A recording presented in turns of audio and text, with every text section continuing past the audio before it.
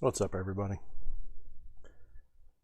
Hopefully the sound's good. I'm sure my sound check person will come running out any minute.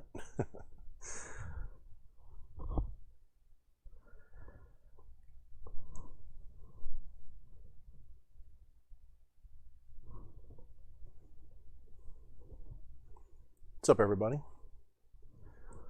Who do we got? I won't be able to see this too good till I'm done with what I'm doing.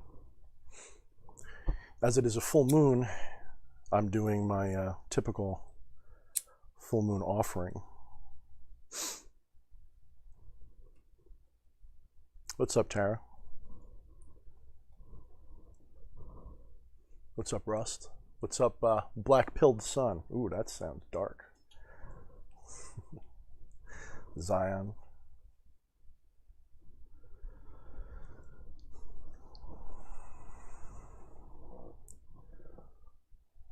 What's up, Drago? How's it going, brother? Good to see you again. David Morgan, hello, man. How you doing? So tonight's kind of laid back. Every full moon, I give my familiars their feeding, as you may call it. It's essentially a way for me to honor them and thank them for the various things they do. I don't put them to a lot of work, to be honest. Nicodemus I use the most, and Inta, which is sort of a guide familiar that I have. His role is generally to inspire me towards researching interesting things. So tonight, as per every full moon, as is my usual way, I'm going to be giving them an offering. So you guys can watch how I do it. It's very simple. I kind of sometimes make it more or less elaborate. As you can see, I've already got some interesting incense things going on here. But so basically what I'm going to be doing is very simple. So give me a minute or two to kind of get into my zone, and I'll begin. This is nothing really special. This isn't the biggest ritual that you would do. This is more of like just something you do as part of a process. You know what I mean? This is like taking out the trash, but in a good way. This is like something good you do. You know, this is like doing your laundry.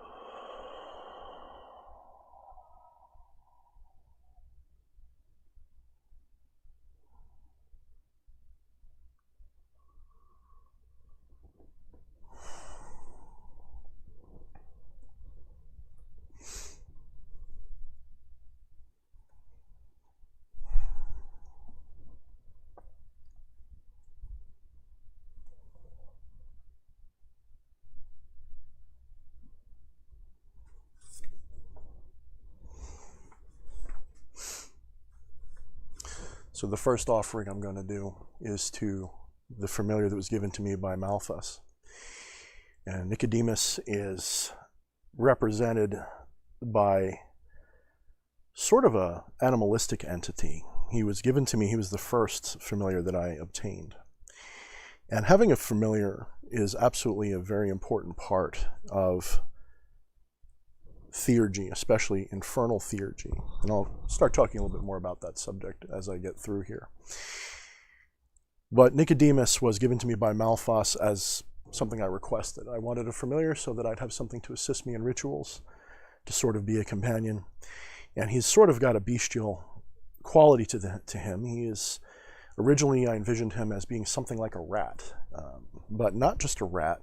He's like a rat with a crow skull for a head. And so to honor him, I gave him as an anchor a metal necklace, which I found online. It was something I got off of Amazon. And so once a month on the full moon, I feed him by anointing this necklace with my blood, of course, and his sigil And sometimes I burn the sigil so it's released, and sometimes I just retain it.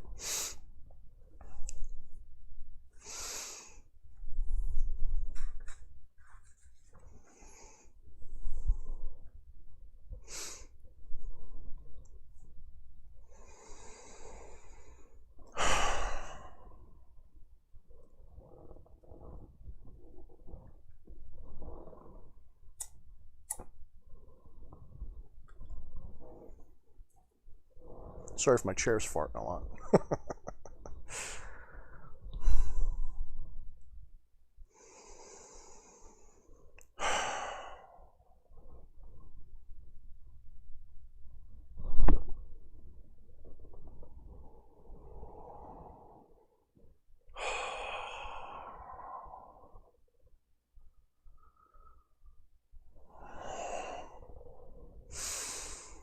Nicodemus, gift of Malphas, loyal, obedient, cunning, I thank you for your continuing devotion. Your companionship shall be rewarded, and with each passing moon you grow. Nicodemus is loyal, Nicodemus is cunning, Nicodemus is obedient.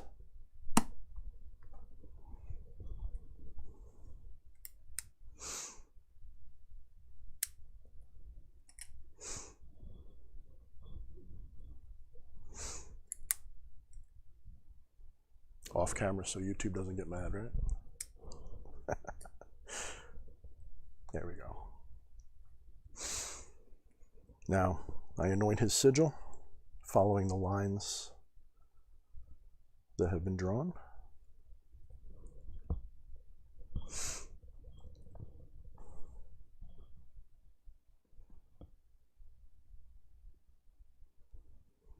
There's more to it than just giving them blood.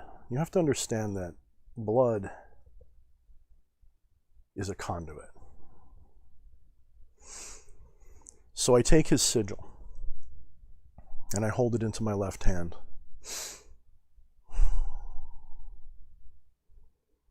The left hand is the receptive hand.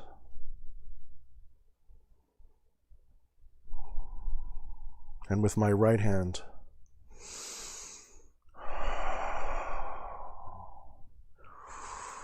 I connect to the blood.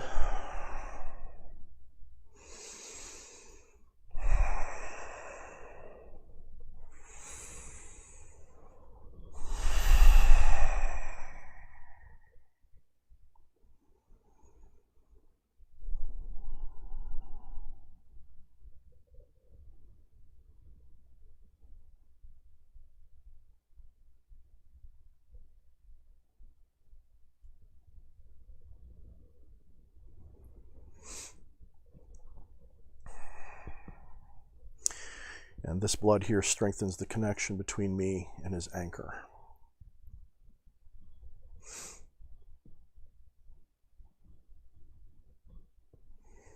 I've had Nicodemus for well over a year, and he has never failed me.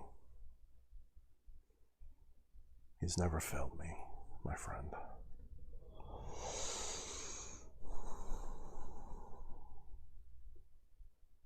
No matter how simple the task, no matter how great, you have never failed me. Thank you.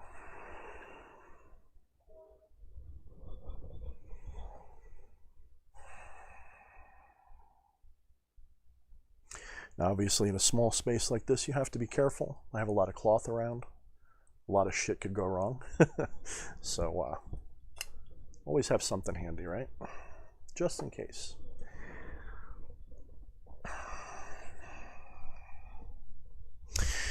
My next familiar is Inta. Now, Inta was a gift of King Paimon. Now, Inta's role in my magic, in my theurgy, is to assist me with gathering knowledge and gaining skills, being taught different things. Of course, I got a train showing up right now. Typical. He's sort of a teacher and a keeper of knowledge and secrets. And he comes from an ancient kingdom which I've identified to be Atlantis. And he was once a scribe and servant of King Paimon. At the time, it was known as King Eomon. So I will be giving him a similar offering. For him, I was required to give him blood and honey, which he described as ambrosia. And of course, I have his sigil. It's already anointed with a little bit of honey right now, as you can see. I don't know if you can see it, but you might be able to see some of the shine. And I'll be adding blood to that in a moment.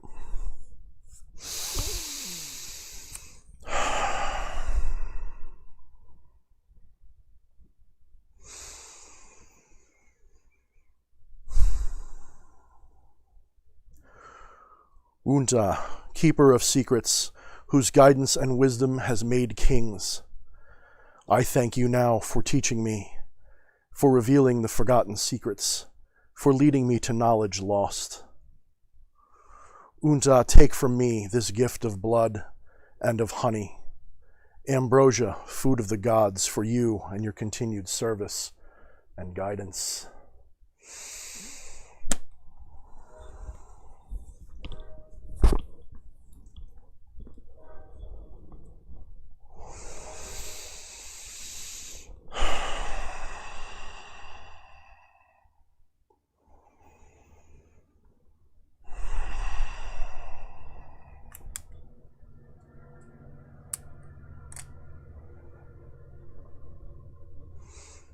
One of the nice things about honey is it's very good for cuts and wounds.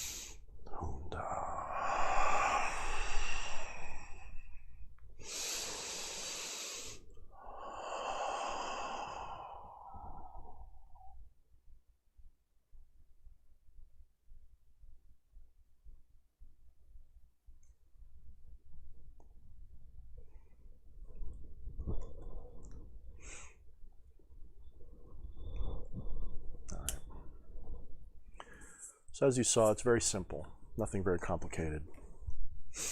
Just a simple ritual in which I give thanks to these spirits that have helped me so much. We're going to allow the offering to burn down.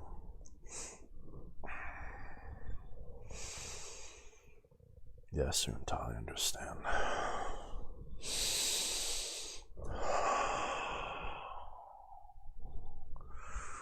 Inta wants me to remind everyone that in the ancient times, people believed that by burning an offering, it was given into the spirit realm, because by burning it is, of course, releasing it and causing it to change, to literally change form.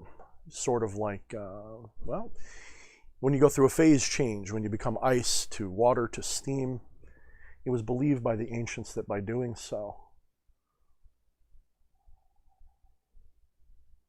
an offering was given to the fifth element, if you will.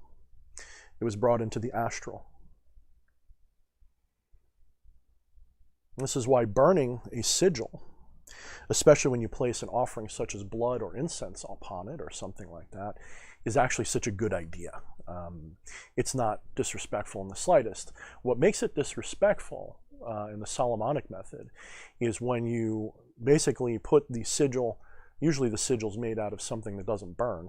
You place the sigil in a metallic, container, usually a brass vessel or something, and you put very bad smelling substances in there. When it burns, it's very disgusting. And by doing that, you basically punish them, because you are offering them disgusting things instead of things that people would want. This is supposed to go to where they are, and they're supposed to feel it and smell it in their world and become disgusted by it. And of course, this makes them very uncomfortable.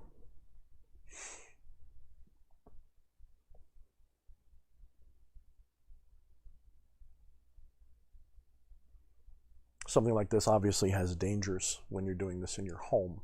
So again, I remind you, make sure that you're using something that you can easily and quickly put out such a fire. There is a chance, although remote, because I'm very careful, that I could slip and knock this over, or, you know, my curtains could catch. They're only a few feet away, so they're safe. They're a safe distance, but anything could happen.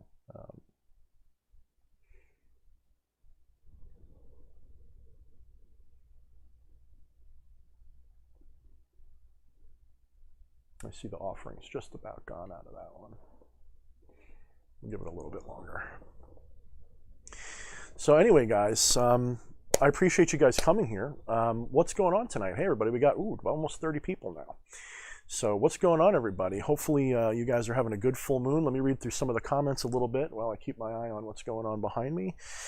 Familiars are very useful because familiars, unlike other spirits, they are more at your beck and call. You can call them into your chamber without necessarily having to go through the rigmarole of ritual. You are setting up a situation where these spirits are your friends and companions. So this is how this works. And you'll see sometimes when you're doing rituals like this that they'll manifest for you in different ways. They will come through perhaps in the flame, they'll come through as things in your environment, they'll come through as poltergeists. And this is true for all spirits.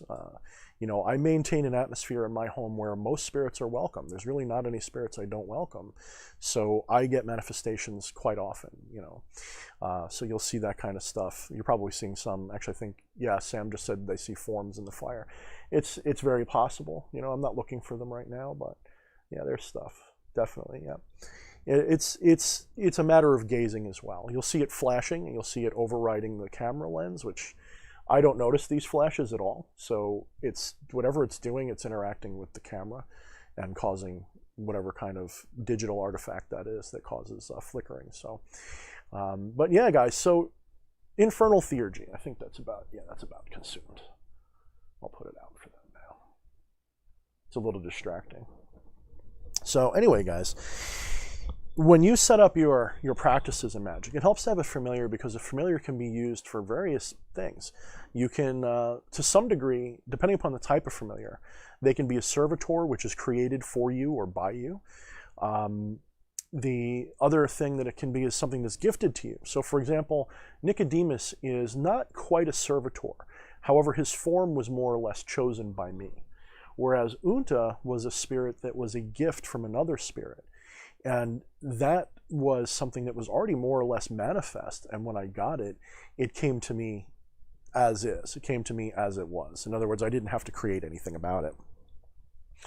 And yeah, this is still hissing a little bit. There we go. Give it a little bit of air. So when you're doing things like this, you're setting up your familiars, you need to be receptive to what they are. Now, familiars are good for helping you conduct ritual. They're good for quite a number of different things. Nicodemus in particular is kind of like a jack of all trades. I have him do little things. You know, let's say I lose something around the house. And this sounds kind of petty, right? But let's say I lose something around the house. I can potentially work with Nicodemus, and I can say, Nicodemus, I need you to help me locate this small little thing that I lost.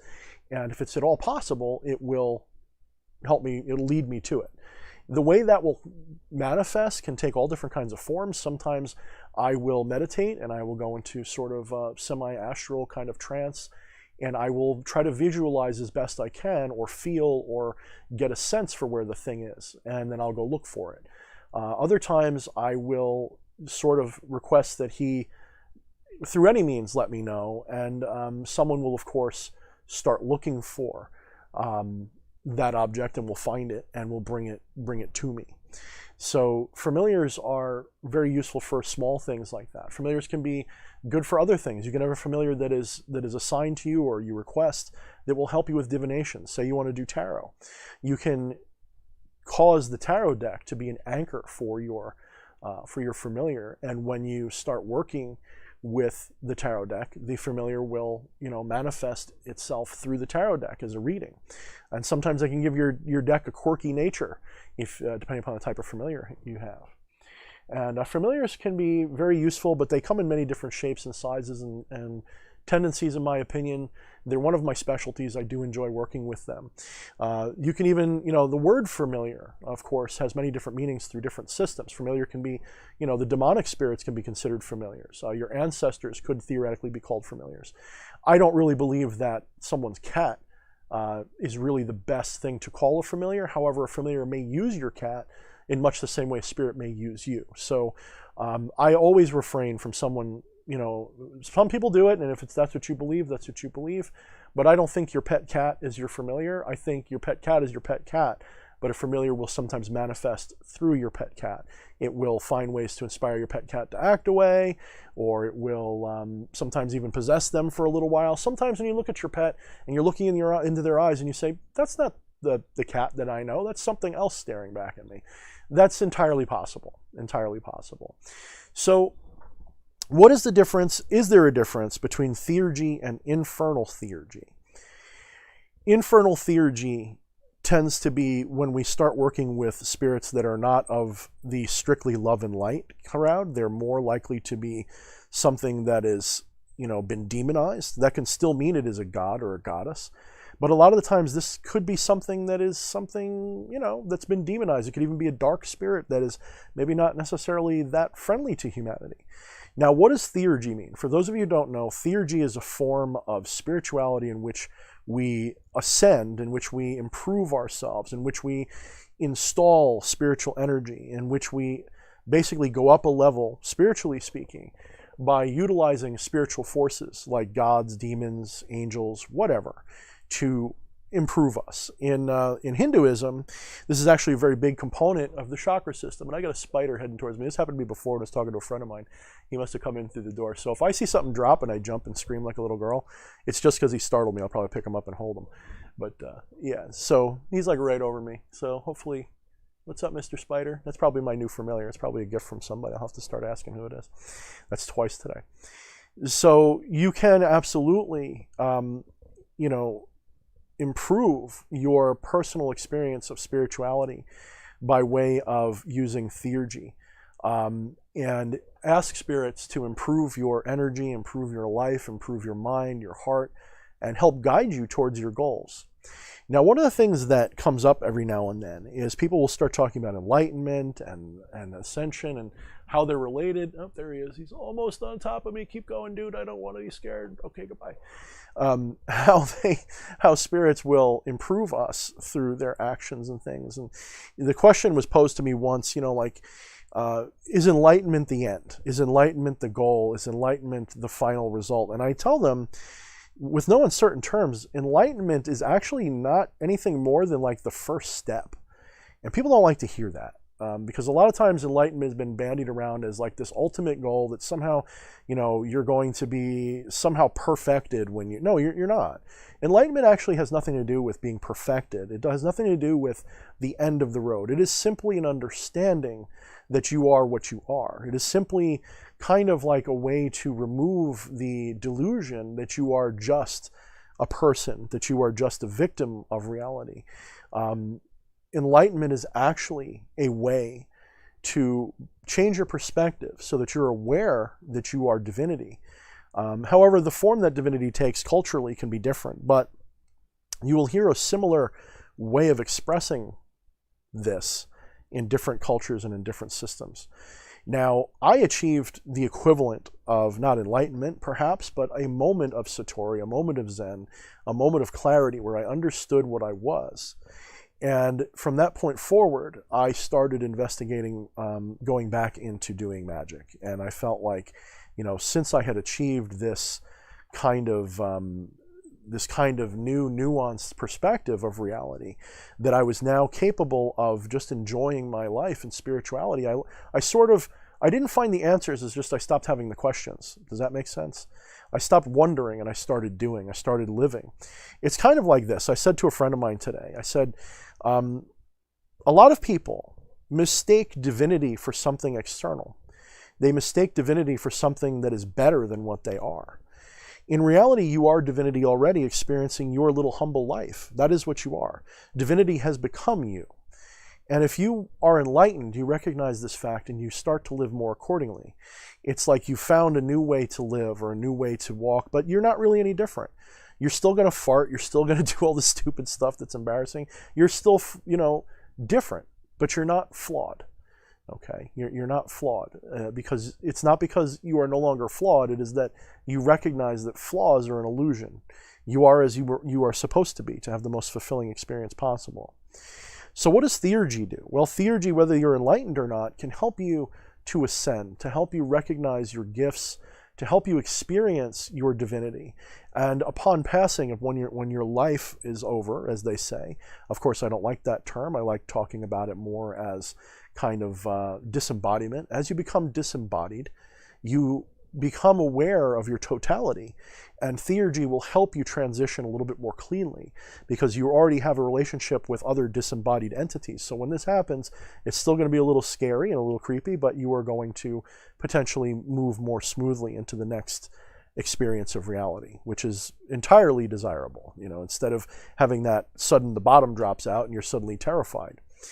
So you can also, of course, use Theurgy as a magical process. If you look up the term Theurgy, it was both a practice, a belief, and sometimes a magical practice. The magical practice of Theurgy is almost always internal, but it can be very external. You can work, this is what you're doing. If you're working with the Goetia, if you're working with any other book of demons and you're summoning demons and working with these spirits to get things that you want, to get experiences you want, to become enlightened, to become one of Satan's children, whatever it is that you believe, you're doing a form of Theurgy. You just aren't really maybe aware of it because we've lost, perhaps through culture, a lot of that truth. We've lost a lot of that stuff. So anyway, let me turn to some of the comments a little bit, and we'll talk just for you guys. So you guys know, I respond to all questions that I see. And of course, super chats are open, but I'm not begging, so it's just to let you guys know. All right, let's see here. Who do we got? So I know Tara was here. I said hi to a few of you guys before. Let's see. Johan, my brother, what's up? Theodore, Lucas Vos, what's up, Lucas? My day's been very good, actually. Custom made incense, what's up, sister? I haven't seen you except for the last time, I think. How you been doing? Quincy, I know who Quincy is, I think. I think I know who Quincy is. Kevin, Roust. I feel like, did you guys ever watch, what was it, Romper Room? Was it Romper Room? It was this show where she'd start off with like a mirror and be like, I see Timothy and John and Sarah. I feel like I'm doing that. I don't know if you guys ever watched that show. All right, let's see. All right, there we go. All right, I got to the end. So there's not many questions, just a lot of people saying hello. So, yeah, so it's really important to me, as doing what I do, to not simply do magic for the petty things like money and sex and all that. Those things can be really, really useful and really helpful, but that's not the point. The point of doing this stuff, in my opinion, those things are important because they're distractions. And so you can use magic so that they're no longer distracting you. The real purpose is to achieve a state of union between, well, a union between all of your aspects, your higher self, your lower self, your mind, body, and your spirit. And these spirits can, over time, through training and guidance, if you're paying attention, you'll become more and more integrated. You'll start sitting there and in the middle of the night, you'll be watching a TV show and they'll say something on the show and a couple of words will stick out to you and you'll be inspired to do something spiritual based on it. That's a message that you're getting from the universe, and it might be from a specific spirit. All right, let's see. Oh, we got a someone gave me a super chat. Thank you, Zion, for the notice me senpai. Oh, senpai! It's becoming a thing. So Taro Taru asked, what goetic spirit would you suggest for tonight? Ooh, full moon, April, May, Malphas. Almost 100%. I'd probably go with that. It's right around the time of year when Malphas is very strong.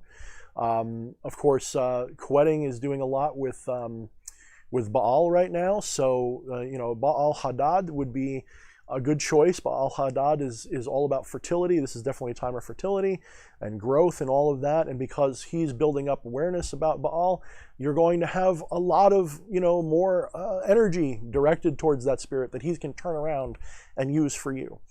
You can absolutely try working with Baal. Now, Baal is, in the Goetia, very limited according to his description. It's, he lets you go invisible and he takes many shapes and all this other. Doesn't really tell you what he can do for you, but except that he's the king of the infernal realms. So let's talk about him a little bit, maybe. Baal is, of course, the fallen, demonified, I forgot, I can't think of the word all of a sudden, demonized version of Baal-Hadad. And he's not very clearly represented in the Goetia as such. He could also be one of the other Baals. In fact, it could just be Baal. But you have to remember the people who wrote the Goetia were coming from a Christian point of view, and their understanding of other cultures, especially ones antiquated, was limited. So they probably just knew Baal because that's what was in the Bible. And so it sort of works through all of those different, different Baal elements, entities, which sort of also includes Beleth or Belet. Beleth is Belet, and it's Belet Siri, but of course they masculine, they made him into a more masculine form, which isn't horrible. These spirits don't really have a biological gender, so they can sort of manifest. They have both male and female energy, and Beleth will come through a lot as a feminine entity, and you can absolutely work with Beleth as a female. Just know that you're probably connecting with Belet Siri, or one of the various Belets that were in that culture. Yeah, it could be Lord Baal Moloch. It could be, absolutely. It could also be, any of the others. Don't forget, a Maimon, okay? A Maimon from that is, it's actually one of the Baals. It's actually one of the higher spirits of that Mesopotamian, and then of course, part of Egypt as well. So it was given a lot of clout in the Goetia as one of the 4 cardinal kings that is used to put the other spirits in their place. So there's a lot going on there, but of course some of this is just the mythology part, okay? And a lot of times we get mixed up on the mythology versus the actual experiences of these spirits. I don't know if any of you have ever contacted a spirit and gotten something completely different from what you read they were supposed to be like. You can show me in the feed here if that's you, and that's absolutely a valid thing. Don't be afraid of that. If a spirit comes to you and says, like, I'm nothing like what they showed you, go with what they're showing you. You know what I'm saying? If you're looking through your copy of the Goetia or whatever, the Necronomicon, whatever book you're using and whatever spirits you're working with, as soon as you make contact with that spirit, rip that book and throw it out, essentially. Don't actually, but essentially. That book doesn't matter anymore. You've used the Rolodex. Now you don't need it anymore except for like notes. Put it in your own grimoire at that point with your own notes and your own ideas, and work with that spirit. And then when you talk to somebody else who's working with that spirit, don't impose your representation of that spirit on everybody.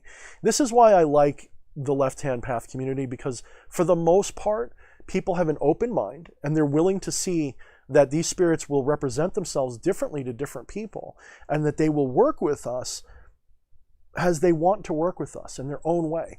I mean, it's not quite just an imaginary friend, don't think of it that way, but realize that each one of us can have a different set of details that go with the spirit. Just like, 2 of your friends could be totally different to other people than they are to you. You can have one, like, for example, I'm sure you treat your parents differently than you treat me. You're probably not going to be like, hey mom, I hailed Satan tonight. Probably not. Your mom probably isn't going to understand. If she does, then that's really cool. But for you, you're going to represent yourself a little differently to each person. And in that way, these spirits will do that for you too. And I say that to you guys all the time, but it's absolutely something you guys have to have told sometimes. Not all of you. Some of you know very clearly what I'm talking about. I love talking to you guys. All right, let's go back a little bit. Black-pilled sun. Earth is a prison planet that is run by entities that reincarnate human souls into bodies so they can keep feeding on fear, misery, and negative emotions. I mean, that sort of sounds like you're kind of making the bars of the prison thicker by saying that. To be quite honest with you, that's very kind of, like you said, you're black-pilled. They want to keep it that way, though, but there's a reason for it, okay? The powers that be know that if they can manipulate your idea of reality enough, then their idea of reality will manifest.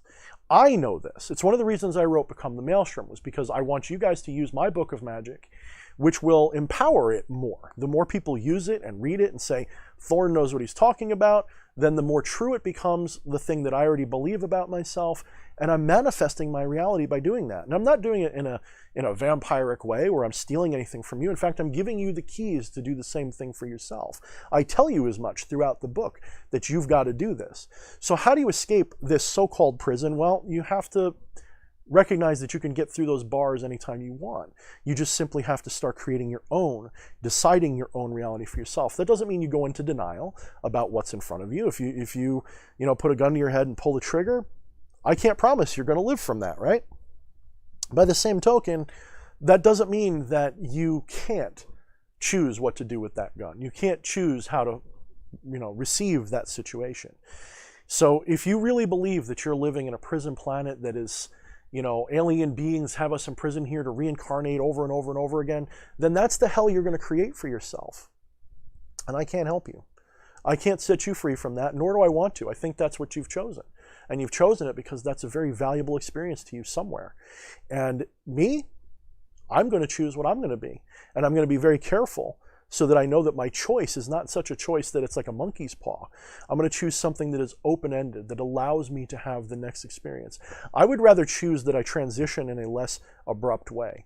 I want to make it so that when my body does eventually stop working, when I pull back out of my body and my awareness pulls back and I recognize that I am not just D.H. Thorne fully, but I am also Source, experiencing D.H. Thorne, I can also experience my town and my world and the stars and everything. And I'm going to choose, hopefully, to experience a next experience that is something that I'm interested in rather than out of fear. Because fear is one of the worst things to allow to control you. You can't really stop the experience of fear or anxiety or dislike. That's part of your heart. It's part of your heart chakra. It's part of what you are. Fear and love and all these things, these feelings, these desires, these preferences, these things you don't like and don't want, they're all important. And you can't just flush one. You can't just say, I don't want to feel fear ever again, and it's over and done. I'm never going to feel it again. It's not going to work. You're actually going to basically create a bigger fear shadow than you had before, because as you're trying to rid yourself of it, you know what I'm saying? I hope I'm making sense. Anyway, but yeah, I don't really buy into the whole, you're in a prison so much as the powers that be absolutely do want you to believe what they want you to believe. And in that way, Black-Pilled Son, I completely agree in that sense. There are definitely people that want you afraid so that they can make you do what they want. And right now, I think a lot of us know what I'm talking about. I think a lot of us know they want you afraid of an invisible little bug that's going to kill you, and it is killing some people, but they want you so afraid of it that you're willing to stay locked up in your house for a whole year and give up all of your rights and let the police beat you up on the street corner because you don't have a mask on your face that doesn't do shit. Are you fucking kidding me? Are you that cowardly, people? Come on, stop. All right, so anyway, and of course my response to that is that a kind of fear. Let's be honest, I'm here to be sincere. My response to that, was that born of fear? Was that born of anger? Was that born of what? What do you think it was born of? And you judge. You judge for yourself, not just for me. Judge for yourself. Fear is absolutely often a lack of information, but what is it the lack of information of? What are you actually not knowing? The only thing that you really don't know if you experience fear on that level, beyond the biological fear. I mean, I still experience biological fear. I'll be walking down the road and there'll be a loud bang and maybe I'll jump, or I'll feel a little anxiety about, like something could happen and I go, I'm not going to go stand on the train tracks and wait for it, but I'm not going to feel that kind of fear that controls me inside. My internal experience is not going to be controlled by fear. And if it ever is, then I regret it, but I'm also not going to be afraid of that either. You can be afraid of fear. That's no better. That's no better than, it's sort of attachment. It's a kind of attachment. But fear, the thing that you don't know, the thing you've forgotten, the ignorance that you're suffering, if you have fear that controls you, is this ignorance of your true nature. When you understand your true nature as a divine source being, as a divine source consciousness, when you are ignorant of that fact, then it's very easy to be afraid of everything, including the spider that's probably still marching around over me. Nope, I guess he went to his house. So, all right, let's move on here. I don't want to stay too focused on that. However, remember, This is a part of theurgy as well. The spiritual beings, if you talk to people who are truly in league with spirits and they're talking to spirits, have you noticed that they don't have maybe as much of that fear? They're often maybe a little too cocky, but they're very often not scared. They're more likely to walk towards the unknown and try to get to know it, and they're often bragging about how they're not scared of things, and maybe they're making up for something, maybe. But I'm just saying, have you noticed that tends to be something they're interested in, you know? So let's see. All right. Let me find, anybody have any more questions or comments? Because I didn't come in with a whole bunch of things to talk about tonight, but I figured we'd talk for a little bit. So it's an interesting evening. Let's see. People are talking back and forth. Sam points out, each person in a circle could get a different image or even slightly different personality of the same spirit. Absolutely 100% correct. There's a reason for this that I keep talking about. And part of that reason is at least a component of every spirit is a part of you. Now, realistically, if you're like me and you have a non-dualistic worldview, so this means if you're a Gnostic and you believe in Source, if you are perhaps a Hermeticist, you probably believe in something similar. If you are a non-dualist, if you are a Neoplatonist, if you are any of these kinds of things, even if you are not that, even if you are you're a Kabbalist, you still have this pantheist view then in that case, in which there is one God, and that is what you are part of. So if you have that perspective, any of those monist style perspectives, then you have to recognize that each spirit that you're talking to is a part of you. And Crowley said it, and almost all these other people, all these different, the Hindus say it, they will tell you that their gods are stepping stones to your own divinity. These beings are you. They are your higher self. They're aspects of your higher self. And theurgy is, in essence, a way to integrate those disparate elements of yourself back into yourself so that you become more like the God being that you are. But it's not something you're necessarily supposed to do all at once or put off or whatever. It's a journey that you're supposed to enjoy. There is no end goal. There is simply the goal of experiencing it. There is simply the joy of ascending constantly. You know, ascended master, there's a lot often said about an ascended master, right? We have them in our cultures, in our histories. What do we say? Jesus, even though he didn't exist, but he's considered an ascended master. Buddha, just a lot of them. I don't even know half of them, okay? But all these ascended masters that we're talking about, well, at the end of the day, they still had to wear clothes, and they still had to eat, and they still took a shit, and they still walked around in a human body, and they still had human limitations. They could still be killed. So they're not ultimate divinity, are they? There's still something about them that is limited. They are simply someone who has perhaps identified their own divinity within themselves and no longer living the life of delusion, which says, I'm a victim of circumstance. I'm a victim of reality. They create their own reality around them, even if only passively, even if only partially. You don't have to have total control for you to be in control. I don't know how to explain that, except you don't have total control of your guts, but you can control what's going on in your guts. You know what I'm saying? You can give it food, keep from giving it food. You can clench your stomach. You can do all of those things. And all of those things are something that you're doing. But your guts are still going to do what they do. And they're part of you. So you're still doing it, aren't you? You're just not as directly aware of it. In the same sense, you can be doing everything in your environment and not be aware of everything in your environment as being connected to you in that very same sense. This is where a lot of the times chemical things help, and I don't recommend or deny them.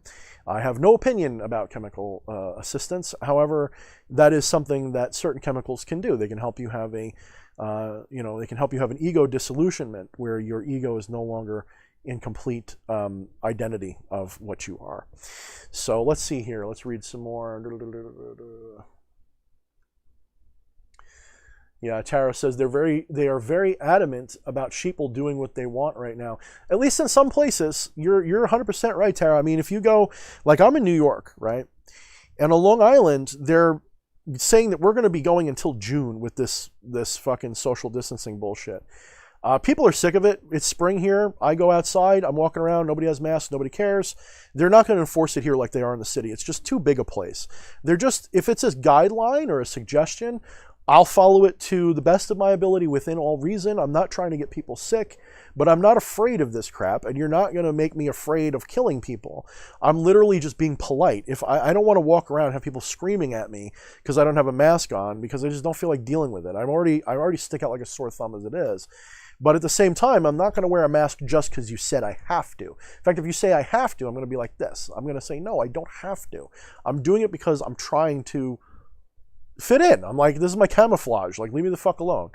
But realistically, it's gone beyond that in certain places.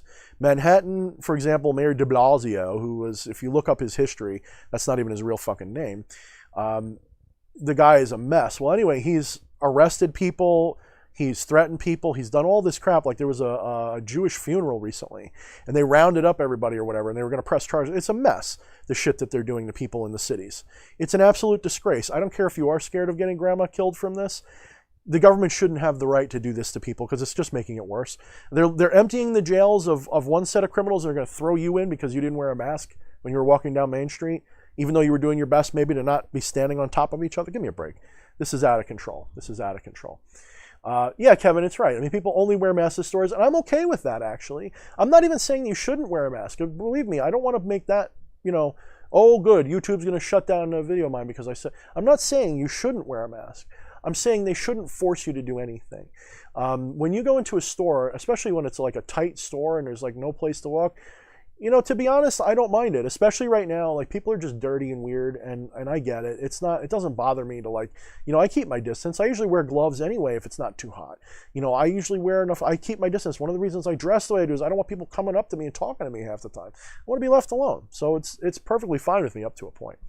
Let's see. All right, I think I skipped around. I lost something here. So just a reminder, if you have a question or you want something for me to read, you can put it in all caps, or of course, there's super chats, but that's not a... All right, let's see. They are adamant cheaply. Oh, we read that. I'm writing something except the human mind. How do? Oop, it started to scroll. All right, so Kevin Cole says, I'm writing something. What makes up the human mind, and how was the first mind created outside the realm that made us? If you want it, I can send it to you when I'm done editing it. I don't know if you read my book, Become the Maelstrom, but I touch on this a little bit. You can send it to me. I'll try to. I don't have a lot of time, but I do try. If it's something, if you can give me a summary of it, Kevin, absolutely on Facebook. I can't promise I'll read it all the way through. I get sometimes like 100 messages in a day, usually just like 20 or something, but I got to deal with a lot of stuff in a day. So I will try to look at it, and if it's interesting to me, I'll talk to you about it. It might be something that I've already done or something I already sort of have an idea about. It may not be exactly the same, but I love reading that stuff, and it's your work, so it'll stay between just the two of us. Zion Shriven says they are a hurdle that need to provide a needed balance for us to transitioning to godhood. Without that balance, there would not be accomplishment from it. Zion, you get it. You get it. You absolutely get it. All right, so this is what Zion's basically saying, and if I'm reading you wrong, Zion, please correct me. But these they that I keep talking about, I often frame them in an adversarial perspective, that like they're the bad guy. I see them as a danger, but I don't see them as a bad guy any more than a lion is a bad guy when it eats a lamb. I see them as a force of nature that's inevitable. I am inevitable. You are inevitable. What they are is they represent something that causes us to evolve. Now, we may be evolving away from them. We may be evolving in a way that destroys them. We may be evolving in a way where we never have to have people like that in our civilization ever again. Or we're evolving in a way that because of them, the weak are separated from the strong. Those of us who are fearful sheep will be put in lockdown and will live in their little quarter of the world, in their little kept communities, and made to work forever, while those of us who are free go on. Now, do we go on and prosper, or do we go on and just survive? Good question. I've often said to people that, I don't think the elite are trying to depopulate the earth just to depopulate it necessarily and own it and all this other stuff. I think a lot of it has to do with, let's put it this way. Humanity is an invasive species. We've left our cradle of where we evolved. And I do believe that in the same way that, any species that's transplanted, they lose their predators, they lose their things. Whatever caused that, whether you want to say it's aliens or spiritual influence, whatever it is that caused us to evolve to the point that we're at this pinnacle, We're not so much as a pinnacle as we are an invasive species. You know, here in America, we got the gypsy moth, and now we got this new murder hornet. Murder hornets. We have that going on. But they're really only a danger because they've been taken out of their home environment where there's things keeping them in check, and now they're here. So humanity has essentially, by migration, by forces of nature, by various things, we've left our cradle where we were kept in check. Maybe we out-evolved it, okay? That's fair enough too. Well, now we are an invasive species all around the world, and we prosper, and there's nothing keeping us in check except for ourselves. Now, I am not someone who believes that we should go murder half the world because of this. That's not what I'm suggesting in the slightest. But we have to respect this fact. So what do we need to do? We either need to develop new territory to live in, or we're going to have to do something at some point. Is that right now? I think, we can sustain a lot more people on this planet, but I'm also not a moralist. I don't look at humanity and go, oh, we need to save every single life. No, I don't think that. I also don't think we need to make people suffer either. So I sort of have, this is something you'll find when people, there comes another train. You can tell that they're letting up some of the lockdown stuff because the trains are running more. Instead of like once every 2 hours, it's like every half hour again. It's kind of annoying. No, I don't think that the goal is to completely depopulate the earth, but I do think that a lot of things have been allowed to happen in the name of morality that is maybe not the best thing for us. We've created a system where we're not fixing the problems, but we are putting band-aids on problems. So what I mean by that is you'll have genetic defects, you'll have things, and I don't want to get into eugenics because that's not what I'm talking about really, but you'll have things that, well, maybe I am, but not in that classical bad sense. You'll have things like diseases that we have figured out how to treat, and those people will go on and procreate, and I have no problem with that, except we're not taking any step to can we cure it? Can we do genetic things to cure it yet? And if so, why aren't we doing it? And then at the same time, if we're out evolving, if we're out populating our planet to deal with that, is that really the wisest thing? And this is where we get into those ethical questions. And I stay out of it because I don't believe that what I decide is good for the world. I just know what's good for me. So, kind of like that monk, that hermit that goes to the top of the mountain and says, I'm checking out and I'm not getting involved in your decisions as a community and a world anymore. That's kind of how I feel.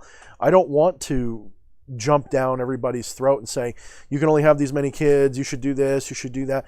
I think you should be allowed to do whatever you want and let the chips fall where they may. If that leads to a crisis where there's too many people, and then it leads to a crisis and there's too many people. If that leads to people choosing to sterilize themselves, good for them. That's their choice. There's all these different things that people try to control each other with, and usually they do it based on black-pilled son, would you please, if you were here, I could probably hear you shouting it. Fear. It's based on fear. Well, anyway, guys, I'm kind of bouncy tonight. I think I got kind of wound up from doing that little bit of a ritual there. Let's see. Let me scroll through, find some new ones.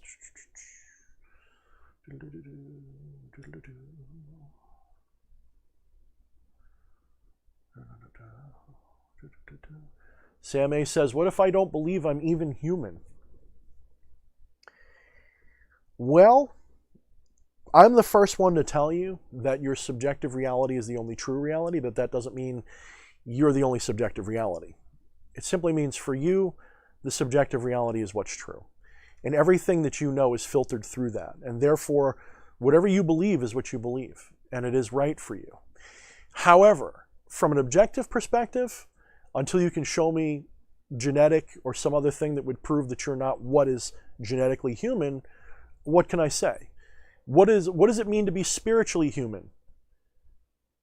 If you can define what it means to be spiritually human, and I don't think you can, if you can do that with something that is provable, you can define it as apart from any other spiritual being, maybe you can say I'm spiritually not a human. But I'm here to tell you that spiritually, our true nature, humanity is a suit we wear. Humanity is an avatar. You are source. And as source, that means you are human while you're human. And you're a dog when you're a dog, and you're a rock when you're a rock, and you're a star when you're a star. That is what you are.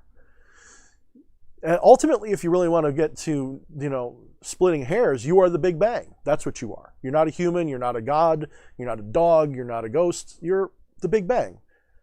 And the Big Bang has everything in it, right? So whatever that is to you. And I'm also not being too specific, but let's see. Yeah, Lowlancine is pointing out, he lives in West Harlem. Yeah, I've been through some of those parts. He says cops will stop you if you don't have a mask while walking down the street, and you can't get into the local store, that one. Lucifer's weeping, brother, over a bug. That is ridiculous.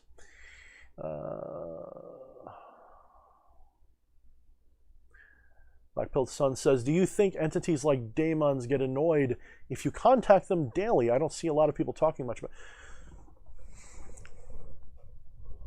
How do I respond to this in a way that's justified?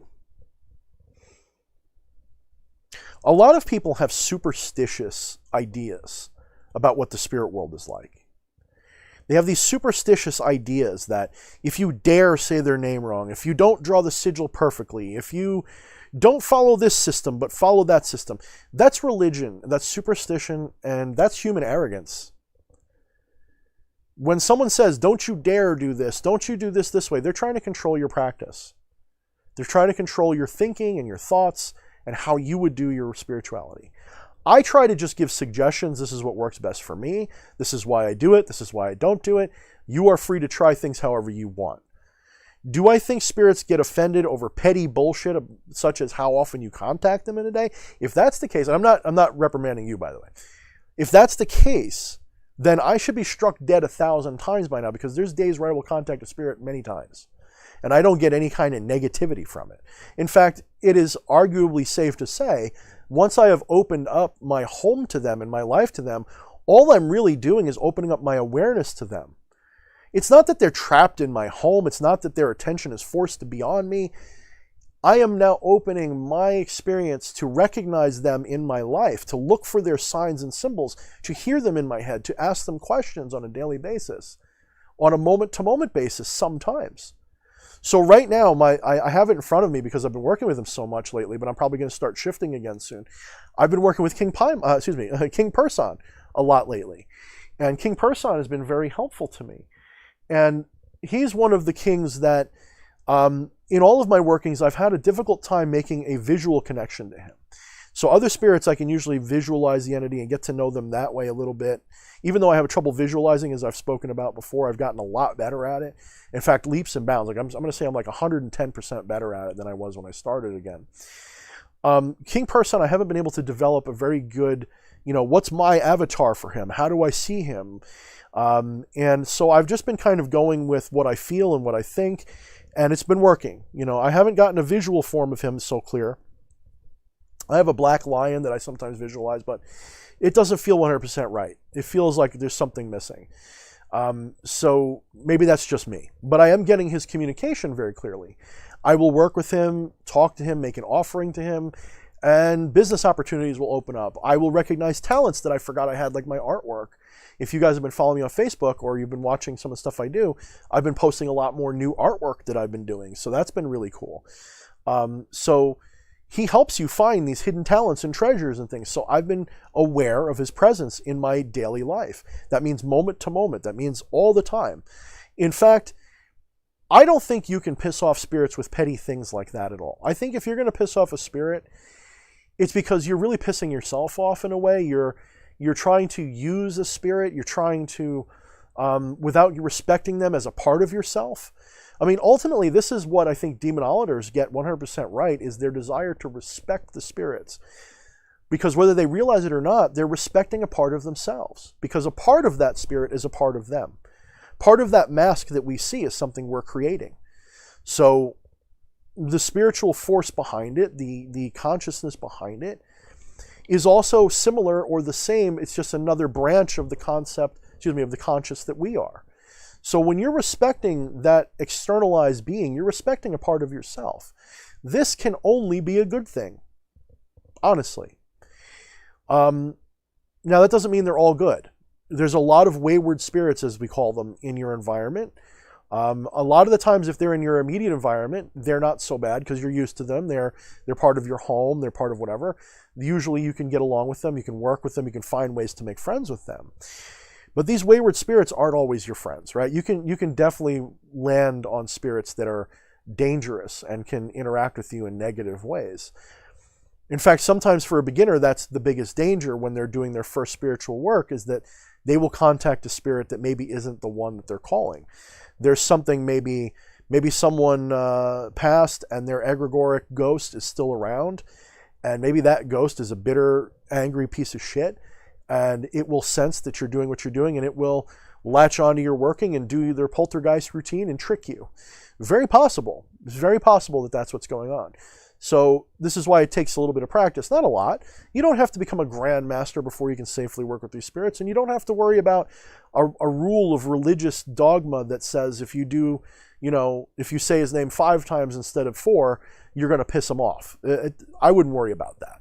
But it's a bigger, the reason I'm going into that question that way is because there's so many things people get superstitious and dogmatic about, fearful about, worried about. Will I piss off the spirit if I do this or that? That it hamstrings them and they don't even take the first step. Do you know how many people will contact me in a day saying, how do I work with spirits? And I'll be like, not for nothing, how do Christians pray to God? You don't have to go that more complex if you don't want to. You create their sigil and start speaking to them. If you can't get contact that way, totally understandable. It's a skill you have to develop. You have to develop your ability to sense them. But it's not hard. This is not something that's rocket science. It's more of an art form. And the more you practice it and develop it, the better you're going to get, to the point where you can pretty safely say, there's a spirit here now, versus when there isn't. You can get to a point where you can feel what's going on, and you get lessons from that. They're subtle, sometimes they're direct, sometimes they're indirect. And no, they're not always looking out for you. That's where part of the skill comes in. You have to try to develop your senses.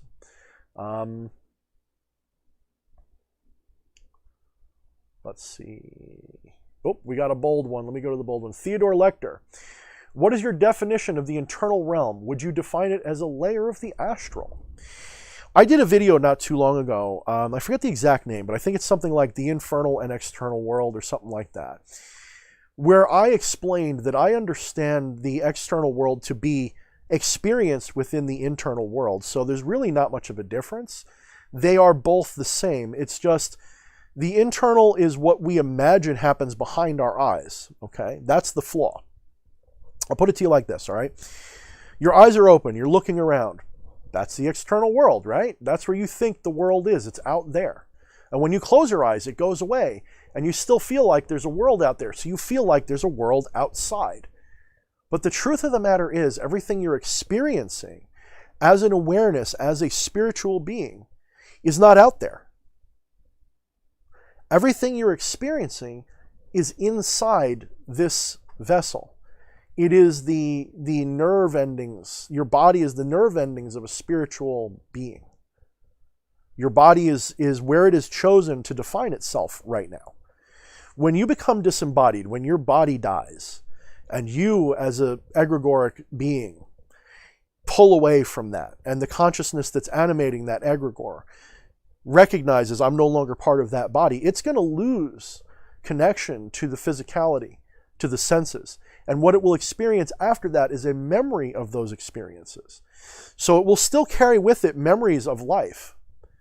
And what it will do is it will still experience the reality around it, because it can still feel, it still knows in its higher self, if you will, in its disembodied state, it still knows there's rocks and trees and people and other things around. But it's no longer focusing on the input-output of a body. And when it stops doing that, it no longer has that direct connection to the sensory organs of a body. And so it will have to remember what it felt like to be alive, to interact with those things for a while. Given a long enough time frame, you will forget that you were alive. You will forget the sensations of being alive. And if you continue to be an identified being after that, if you continue as a disembodied being long enough, what's going to happen? What do you think happens? Well, if you forget long enough, you are going to start craving perhaps living experience again, and you may reincarnate just for that reason. Or you may not want to give up all of the knowledge and experience that you have, because you can't shoehorn a god's mind into an infant child. You can't shoehorn all those memories into a developing brain and have it make sense. You can sort of imprint certain vaguenesses, just like when you dream something the night before and you forget it, you still subconsciously might have a memory of that dream, but you consciously don't.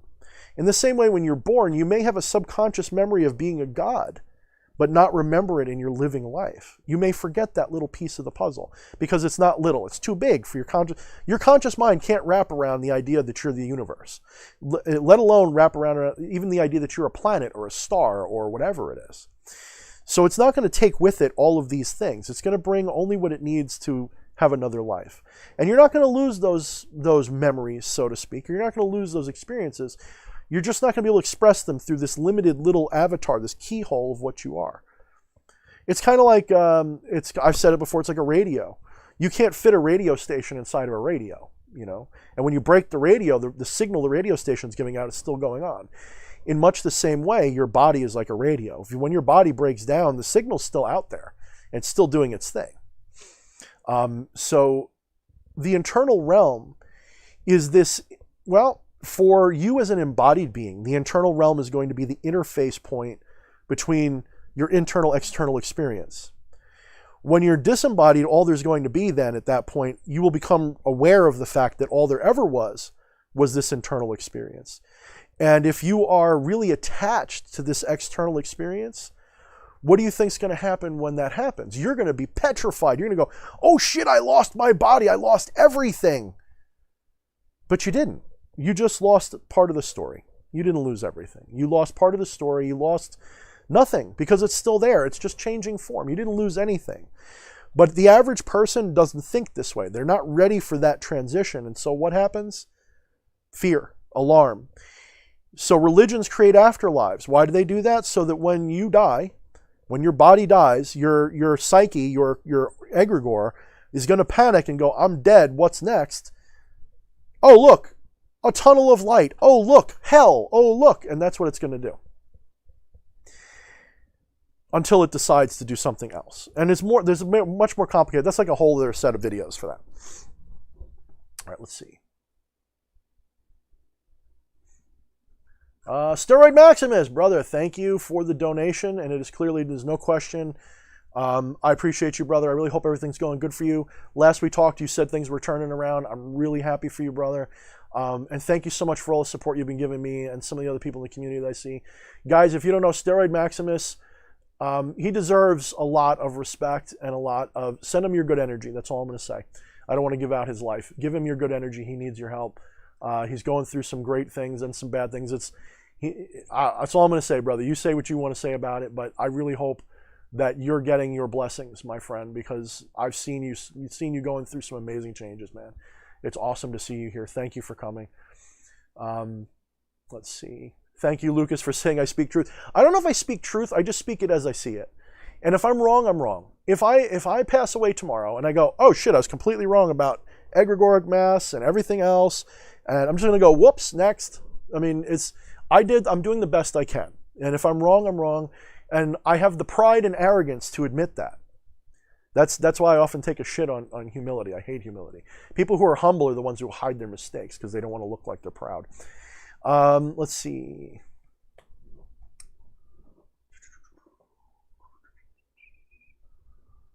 Black-pilled Son, thank you for thanking me for giving you my point of view. And that is all it is. You are free to disagree. But I don't think you really do. I think you see a lot of things the way I do from the way you're talking. Whatever differences we have are more in a matter of degrees, not in direction. Brent, I'm not going to pronounce that last name. I'm sure you get that a lot. Brent, thank you for mentioning me. Raising the energetic mantle with Belial is an easier to detect force. With this staying around to force awaken awareness of the spiritual presence. With Belial, I'm not sure I quite understand what your point is, but you can feel free to re-comment, maybe explain a little bit more what you're saying. If you're talking about, when I was talking about the afterlife, maybe that's what you're referring, or were you talking about just knowing the spirits? Please go ahead and comment again, and I'll try to move on to you again quick. I am skipping around a little bit. I'm kind of wired tonight. I didn't have any caffeine, but I feel wired, so I'm jumping around. Lola Ancine says, I think these demon spirits are multi-beings that can interact with multitudes of demonologers at the same time. Their minds are tens of thousands of times larger than ours. How can you annoy such? That's a good point. How can you annoy something that is so, like, I mean, I guess you could, like an ant can annoy you, right? Like you can be annoyed with an ant like crawling all over you and be like, die. Go back to what I said before about it being like a broadcast from a radio station. It can be interacted with by an innumerable number of radios. In fact, there's literally not really a limit to how many radios, so long as you can pack them into three-dimensional space of all the signal going out and not block it. You can have a near infinite, or at least a vast number of radios picking up the same signal at the same time. And if these entities exist in a timeless reality, which they do, there is no yesterday, there is no tomorrow, it's always now for them. And yet all of time is available to them as a feature, as a direction, as a three-dimensional object, perhaps. Then they can interact with you in the past, in the future. They can interact with everything at the same time. So there's no reason why they couldn't, potentially, at least if they are disembodied, potentially. You know, my wife said something really brilliant one day. We just watched What Dreams May Come. It's one of my all-time favorite movies. It's one of my favorite Robin Williams movies. I've brought it up a couple times in these streams before. And she said at the end of it, she said, you know, I just realized, you know, I've always been like scared that one of us would die first. You know, we wouldn't die together. I'd be without you or you'd be without me or whatever. I'm like, yeah, I know that kind of sucks, doesn't it? She's like, no, well, you always say that we experience time, but time is really not real. It's really an illusion, right? I'm like, well, yeah, okay, I said that. I believe that. You know, it's one of those things that catch you in your own knowledge, right? Showing that you don't always feel or live in the world that you speak about, right? And I said, yeah, 100%. I do believe that is likely the case. She says, well, if it is the case, that means that we're already in heaven. We're already in hell. We're already in our afterlife. And when you die, it's not going to be any waiting for me to be there, or for me, if I'm already there, for you to get there. We're already there, because time is a lie. It's a delusion. It's an illusion. We're already dead. We're already alive. We're already both. So whenever you pass, I'll be there waiting for you. And whenever I pass, you'll be there waiting for me, even if I go first. And I was like, wow, that's really brilliant. That's really brilliant. That's a beautiful way to put it. And, you know, that really depends. Do you see time as being a figment of your mortal experience, but not a real thing? I have to tell you that a lot of scientists will tell you that time is relative, meaning time has no meaning. So put that in your corncob pipe and smoke it. We will see, won't we? We will find out. In fact, I think we already know. All right, let's see.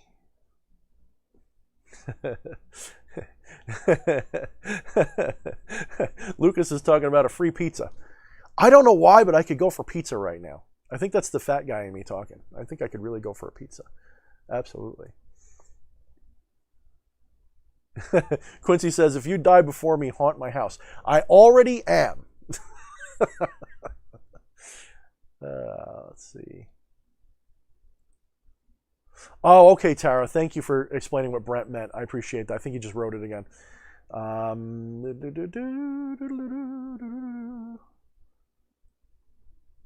Yeah, I think he was saying, Brent was saying earlier, I guess I didn't read the full conversation because it's hard for me to read everybody talking. He was saying that he will use King Belial to help him sense other spirits. Makes it a little bit simpler. I agree. It does. That's also one of the roles of a familiar. You know, one of the reasons I developed, you know, having familiars was to help me with my evocations at first, because I felt like I had to lead them to me. And in reality, what I really needed to do was to lead myself to them. I had to open my awareness to them that are already here. And Nicodemus was kind of that excuse. Like I could visualize him like in a darkness, taking a spirit by the hand or guiding them to me. And in a way, that was helping me to connect to them.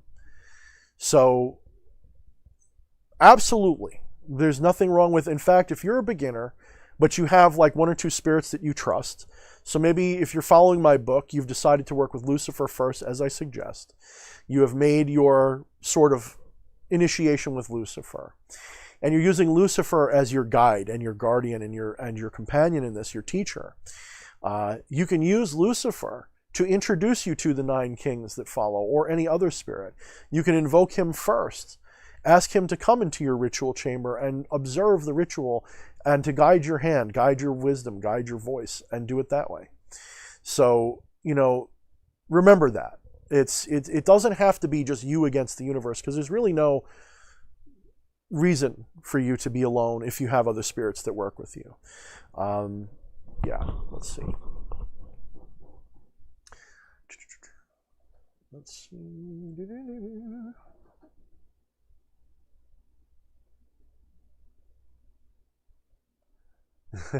Zion Scriven says, I had a DMT trip where an entity showed me what it's like to move backwards through time. And it kind of feels like doing a backflip. Do a barrel roll. Doing a backflip in your head down a line of consciousness, and your consciousness is that it's in. Yeah. I can't really say, because I haven't done time travel stuff, at least not consciously. I haven't gone, well, let me go back in time. Although I will say I've done like memory trips. I've done that where I'm literally trying to use my memories and trying to relive them in my mind from when I was really little so I don't forget them all. But let's not forget, this is something I've run into a couple of times while doing anything astral, is that, for example, today I tried to follow the train tracks outside of my house, or was it yesterday? Whatever day I was doing it last. Trying to follow my train tracks outside of my house while in an astral trance. Now, I can't do a full out-of-body experience. I've never had one since I was forever, I guess. I've had lucid dreams aplenty, but I've never had what I would call an out-of-body experience, because I don't know if that's even possible in the normal sense, because I think what that is it's kind of like a dream anyway. I don't know. We'll have to talk, because like I said before, you are an embodied being and you're a disembodied being at the same time. You're a signal that your body's picking up. So I tried to do this thing yesterday where I've used my familiars and my spirits before to take me places and see them without being there first. And the less I know about the place, the more my imagination kicks in. And I start imagining details. And I'm careful to write the details down or remember them, and then compare them when I go there and check it out and see how many details I got right versus how many I got wrong. And the ones that I got wrong, sometimes I don't necessarily call wrong. I say that they're impressions. And sometimes that's an impression of something that I wouldn't physically see. So maybe I'll see like an angry dog in the corner of someone's home. And if I go there, oh, we never owned a dog. So what am I seeing when I see that angry dog? Well, maybe there is a mood in the house that's like an angry dog, or maybe maybe the father is a protective, angry person. Maybe there's a spirit in that house that is of a dog. It's hard to say. So I tried to do this astral traveling around my neighborhood, going down these train tracks that are by my house. And I tried traveling all the way to a nearby town, and I tried to visualize as if I was a crow. I asked Malphas to let me use one of his crows as an avatar, and I would fly down the tracks and see. And I got to this one spot where I realized I've never looked that direction when I cross the street. Or if I have, it's just been a glance. And this other spot that I hit, I never really looked the other way. I couldn't, for the life of me, as I was traveling, it was just like these big empty spots. I'm like, well, then that's not an out-of-body vision then, is it? And then I kept going, and then I started seeing other things, and I wrote it all down. I said, there was this many overpasses, this many underpasses, this many this, this many that. There was a big field here, there was no field there. And I tried to keep it simple. And I wrote it all down, and then when I compared it to the map, I went to the maps afterwards. I said, okay, true, I didn't see the obvious stuff that was there before, but I saw a field. Well, that was actually a parking lot. Okay, well, a parking lot and a field, I mean, we're playing horseshoes and hand grenades here. That's maybe not 100% hit, but that's better than nothing. I counted the overpasses versus underpasses that I didn't know were there. I got one off. I think I said 6 overpasses and no underpasses. And I think there was 5 overpasses. So I was pretty, and there's no way I could have known that. So I was like, all right, that's really cool. I got that part right. So all I'm saying is that a lot of this stuff can be, it can be deceptive, and it can be, this is that question of internal and external again. If you haven't experienced it through an external portal, through an external view, will you always see it correctly? And I'm the first one to tell you, like, magic is not like the Hollywood special effects version that people talk about. And I'm not saying you won't ever have that experience. I'm just saying that's not the reliable version of it. You will see what you permit yourself to see. And is it possible for me to know what was in those places I've never been? I think so, because I've done it. But it's been more of a fluke when that happens. It's been more like, holy crap, magic's real, versus I can do that anytime I want. And I'm sure there's people out there that have the gift that can do that anytime they want. But maybe they can't talk to spirits like I can anytime they want. Or maybe they can't make a bologna sandwich. Everybody's got their gifts and talents, right? I feel like a little goofy tonight. I'm definitely like upbeat tonight. I think it's the honey. All right, let's see. People are talking about like the fat guy comment. Yeah, I think we all got a little bit of fat guy in us. I mean, it depends, but you know. Let's see. Tara says, I don't have a little fat guy in me, but I love me food, and I'm a definite foodie. Let's see. Boozin332211 says, I suspect our afterlife will be something that we will subconsciously choose for ourselves. Yeah, I mean, I think even choice is a bad word, but I think you're right. I think our afterlife isn't really an afterlife. I think people make the mistake, again, of thinking that they're separated from their soul. They think that they're a body, and they lament this, oh, I wish I wasn't alive, or oh, I love being alive. I'm going to hate it when I'm a spirit. You are a spirit. Your body is within the spiritual. Your body is not external to the spirit, and your body is not containing a spirit. It's not holding a spirit to itself. Your body is an anchor for the awareness of the cosmos, and your spirit is the egregore. It's the idea that you have sort of crafted and had crafted for you. It's your avatar in an astral sense, and it's interchangeable. It's like getting in and out of one car and going into another, I guess. But do we subconsciously choose for ourselves? The question is, what do you consider yourself to be? If you identify as an ego, as an embodied ego, as I'm Ralph, Sue, Lauren, Bob, Boozin, if you identify as that and not what you truly are, which is the universe at large, then yeah, absolutely, you would feel like you're choosing it. But the thing is, the thing that's choosing these things isn't that ego. It's your true self. It's your highest self. It's it's the source. That is what's doing, that is what's choosing, that's what it is. And I got the spiders back. You probably see me looking up. Hello, Mr. Spider. Just go that way. The door's over there. This one's been like trying to drop on me for like a whole day now. It's like he's going back and forth over me. You guys, show me in the comments what you think I should do to help this spider. Should I leave him alone, or should I, when this stream is over, should I bottle him up and put him outside? Because he is like, no, you know what? I'm going to leave him. Just don't drop on me, dude. Don't drop on me. Don't even vote. He's going to be left alone. I like spiders. All right, let's see. I think I'm going to take one more because my voice is getting dry and cracky, but actually I got water, so maybe I'll take two.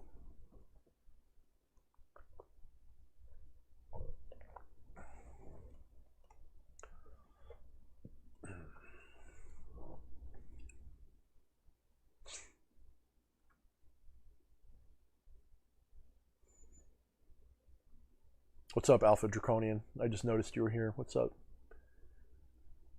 Let's see. So Brent says, experiencing things differently is much like spicing the chickpeas and wild rice soups for enjoying variety, just like the occultists enjoy variety. Yeah, I mean, the worst thing I can imagine was for my spiritual practice to become mundane. And that's what a lot of people do. It becomes a religion.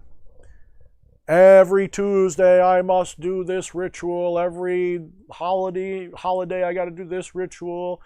And it becomes just kind of this is a Tuesday. I hate that. I fucking hate that. I really, really, really hate that. There's nothing worse to me than doing ritual or magic just for the sake of doing a ritual or magic. This, to me, is like, what a waste. And I want to put it to you guys in an interesting way. Maybe it won't make sense, maybe it will. Do you treat every breath you take as just another breath? Do you treat every memory as just another memory? What would you say about that? Would you treat every breath as just another breath, even though you're doing it every day over and over and over again? So what's the difference then? Maybe perhaps doing a ritual every day that's the same. Why is that different? That's a hypothetical question. Why is there a difference? Do you feel there's a difference? Now, me, I enjoy every breath. When I'm aware of my breathing and I take time out and I breathe on purpose, it feels really awesome, doesn't it? It feels really good. But you know what? I would really fucking hate if I had to breathe on purpose all the time. Wouldn't that suck if you had to think about breathing all the time? That would suck. And so in the same vein, as much as I enjoy breathing from time to time, it would really suck if I had to do it on purpose all the time. And by the same token, as much as I really enjoy doing rituals sometimes, I would really hate it if I had to do it on purpose.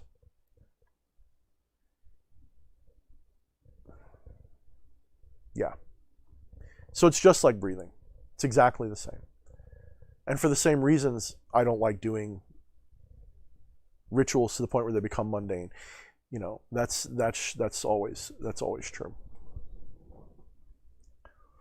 Lucas says intention should come first before action. Lucas, I'm going to put a challenge to you. Do anything without intention first. Do anything without intention behind it. Anything. The real reality of intention is that is the Tao. That is what is. Intention is what is. And I'm agreeing with you, but I'm also saying you can't make intention an intentional activity. You can't intend to intend. You cannot make intention an action. Intention precedes everything. And what is the first intention that was? What is the first intention of all? Is that intention not the intention of all intention? This is where we get into that biblical question, that let there be light kind of question. What is the source? What is the origin? What are we? We are intention, aren't we? We are intention manifest. That is what we are. And all of our actions are intentions manifest.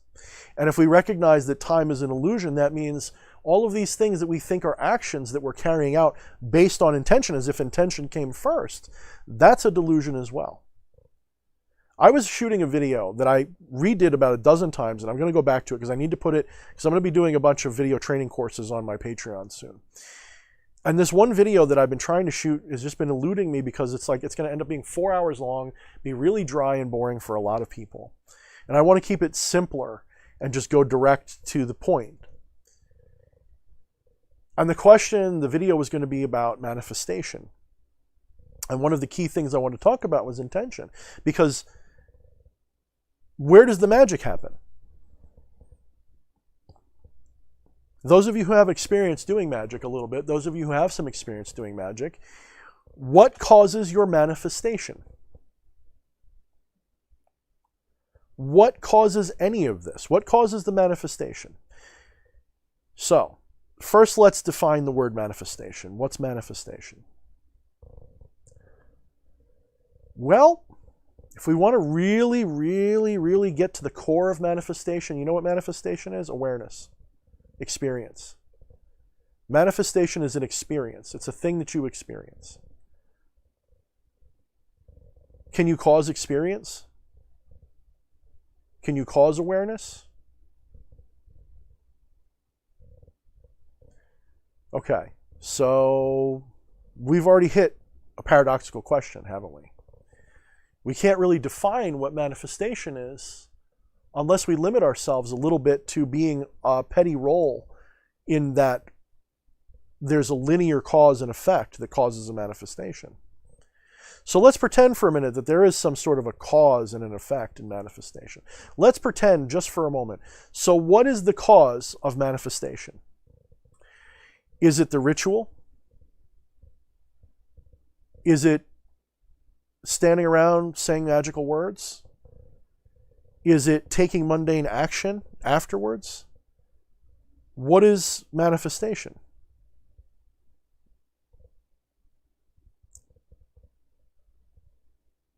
I'm here to tell you that I've never done a magical ritual that caused anything. I'm sure of that. My rituals are a leaf on the wind. They're a thing that the storm does, and I am the storm. So the ritual doesn't cause anything. You kind of can't do it wrong so long as you're doing it with sincerity.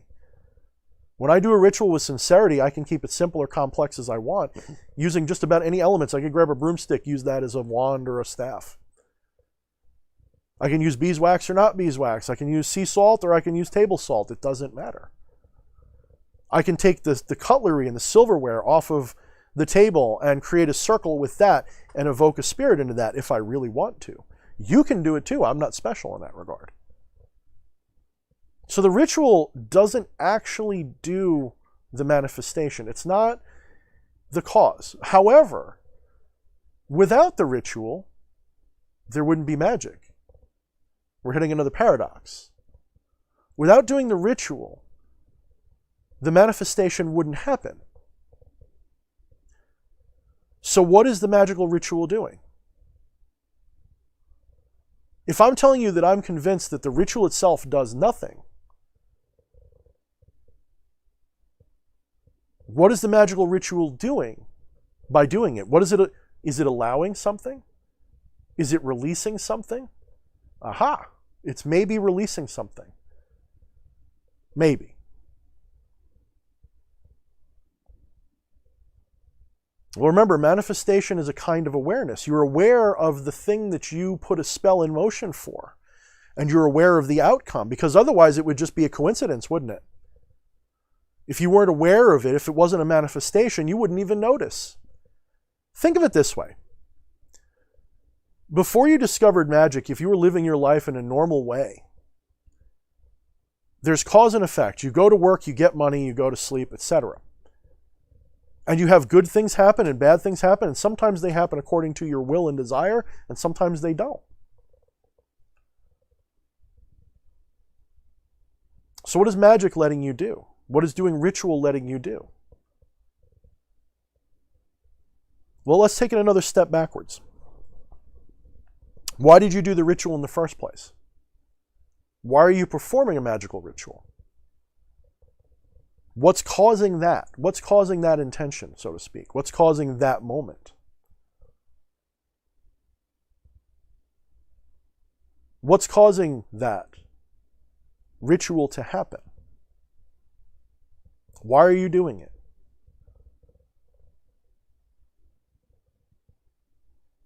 One of my breakthroughs was when I realized I'm doing the rituals because they're fun. I'm doing the rituals because they're like a performance art, and they let me let go of the energy and the intention. They let me let go of the desire. They let me put it into the universe and say, this is going to happen, and that's that. But I recognized that that ritual didn't cause the thing that I said, that's that, did it? I didn't cause the outcome by doing the ritual. All I'm doing is kind of like, I don't know how to explain it. It's kind of like, I don't want to be too crude, but it's kind of like you're horny and you take care of it. You got this pent-up energy, this buildup of desire and this intent. And you're not doing something. You're not doing whatever it is. So you go into the ritual chamber, you set up your candles, set up this, you talk to a spirit. Maybe you take a month and prepare it, and you do your ritual, you execute it, and you let go. I let go. I let go completely of my desires and my intentions, and I let go. And then you know, okay, to get magic to work, I got to go tomorrow and do something mundane, or today or something. Maybe I got to make a phone call, maybe I got to send a letter, maybe I got to go carry out my end of the pact with the spirit. Whatever it is, I got to do my personal part of it to make it manifest. All right, so far we're okay. But then we can ask ourselves again, what was the source of that ritual? It was an intention to have an experience that is magical. It was an intention to experience something in a magical way. And this is why I tell people that if you're doing magic really well, if you're doing it correctly, you shouldn't be able to tell the difference between cause and prediction. If I'm really in the zone and I do my magic ritual properly, And I don't mean performance-wise. I mean from start to finish. It doesn't feel like I caused anything. It feels like I predicted the outcome and did a ritual to play my part in the outcome. I also feel like even if I didn't do anything, it might manifest. But it would manifest differently. It would manifest without the experience of magic in it. It would be just something that happens. So even if I never did any of the rituals I did to get my books published, to become who I am in the community, to talk to you guys once a week, do these videos and things, if I didn't do the rituals required, if I didn't do those things, they might still be happening. They might. All I'm here to say is, when it comes to that, it's paradoxical. If you don't do the ritual, it's no longer magic because you didn't have a hand in it. You didn't align yourself with the course. But if you did do the ritual, that doesn't mean you caused it. This is why I say in my book that magic ritual is more of a celebration of a thing that's already in motion. It's a thing that's already happening. It's a way for you to align your mind, body, and spirit with this higher self that's already acting and using you as an avatar for change.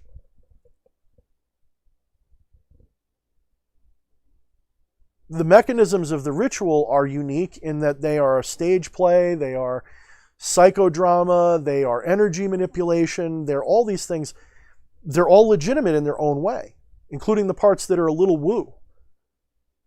When I'm charging my sigils and putting them in the flame, I'm not just acting that. I am acting in the sense that maybe I'm dramatizing a little bit what I'm doing, but I'm really doing what I say. I am visualizing energy going into that sigil, and I am putting it in. When I'm doing that, I visualize it going into the astral. I visualize the spirits partaking in that. But do I really think that my familiars are floating around over the fire and breathing in the beautiful fumes of my offering? Do I really believe that a part of my soul is entering that sigil? I don't know. Because I don't view reality the way most people do. I don't see it mechanically. I don't think that I have to do any of that. I think that's a way that I do things to kind of allow things to happen. It's a way for me to be aligned with my true intention of having a magical experience. Because that magical experience, what does it ultimately mean? Magical experiences teach you that you are the source in control. That's what magical experiences are there for. A lot of people say, magic's there to get you what you want. Yeah, I don't need magic for that. I can get what I want without magic. Magic is a way for me to experience something bigger that says, I am that. It's a form of yoga. It's a form of union. It's a form of alignment. This is why I don't make my videos such a big deal about technique. Because I think you can open up any book of magic, find whatever technique speaks to you. And it's going to work if you approach it with the perspective of, this is going to work. Don't hold on to it. Don't be afraid. Don't daydream about it all day after you've done the ritual. Let the energy go. Ride the wave. Use it as a way to get where you're going. Find out where the energy of the universe is going and then put a surfboard on it and go there. Let your rituals be part of that. I don't know if I'm making sense tonight. Let me read some of the comments, see if you guys can follow along or if you're all arguing with me. I see the things going by over and over and over again.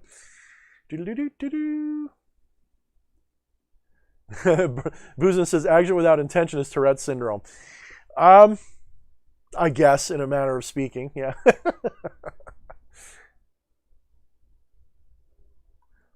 Let's see. Experience. I think I saw somebody had a question before and I missed it. Who did I miss? Angry Finger. Quick question.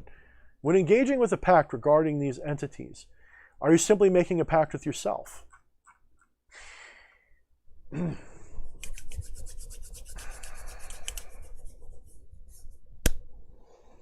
Yes and no. That's not an answer. Yes and no. If you're a non-dualist, if you believe you are the source and that all entities and beings are the source, then pedantically speaking, yes, you are making a pact with yourself. However, I am of the non-dualistic perspective that all minds are individuated, not separated, but individuated. We all think we're individual and unique. And so there is a sort of, not really external, but there is an interaction. There is a exchange. There is an agreement, a consensus. There is a transaction between you and other beings that takes place. And we're doing it right now, especially in the virtual world in which we now live. Because let's face it, if you're watching me right now, especially with COVID, at least half your life is virtual right now, I guarantee it. You're not going out, you're not seeing your friends, you're stuck in your house, everything's virtual right now. So in that sense, we're all egregores for each other right now. You don't know me. You know this character that I play for YouTube, which is really who I am in a lot of ways, but it's still, I'm not going to tell you my real name. You're not going to come to my house and go on a barbecue with me. Probably. I mean, maybe some of you, some of you are my friends. No, you're gonna experience this egregore that I've manifested into the virtual space, this avatar. So when you're making a pact with me, let's say you decide, Thorne, I'm going to agree to do what you suggest and I'm going to have my experience because of that. Are you making a pact with me or with yourself? Any agreement can be said to be an agreement we make with ourselves because we have to agree to carry out that agreement, don't we? So on every level, the answer is yes and no. Will they hold you to it? In my experience, yes. Most of the time they will. Have I seen people do pacts and then not do their part and get no repercussions? Yes, I've seen that. But I've also seen it where when they don't do their pact, they screw themselves big time. I've seen both. I really have. I don't think it's punishment, though. I think it's energy. I think it's energy that's been out of balance. I think if a spirit agrees to help you with a concern and you don't carry out your part of that, it's like yin and yang. If you want to turn a steering wheel to the left, what do you have to do? I mean, you can use one hand and do it, but let's use it as a good metaphor. Let's use two hands. We're going to turn a steering wheel to the left. What do you have to do? Well, one side has to push and the other one pulls. And if you think about it, the one that's pushing is also kind of pulling, if you think about it. And the one that's pulling is actually kind of pushing. So if you don't engage both parts of that yin-yang element, if you're not giving as you are receiving, you're causing a blockage and an imbalance of energy. So if you're doing a ritual with a spirit and you're saying, Spirit, please give me what I want, and they say, very well, I will do what you want, but you must make an offering, or you must agree to this, or do that, or whatever. And you're just taking, you're receiving. Well, now there's a blockage of energy going on. And so even if it wasn't a spiritual being, let's say it was just you. Let's say there are no external beings. You are all that is. Solipsism is true, and I don't exist even. Well, then you're blocking the energy because you're just receiving and you're not putting anything back out. So you're kind of aiming for a problem. Just like anything in life, if all you do is take, sooner or later, someone's going to take from you. Sooner or later, you're going to have something taken from you. Sooner or later. Whether that's in exact accordance with what you've done or not, it's not justice. It's just energy, guys. It's just how it is. All right, let's see.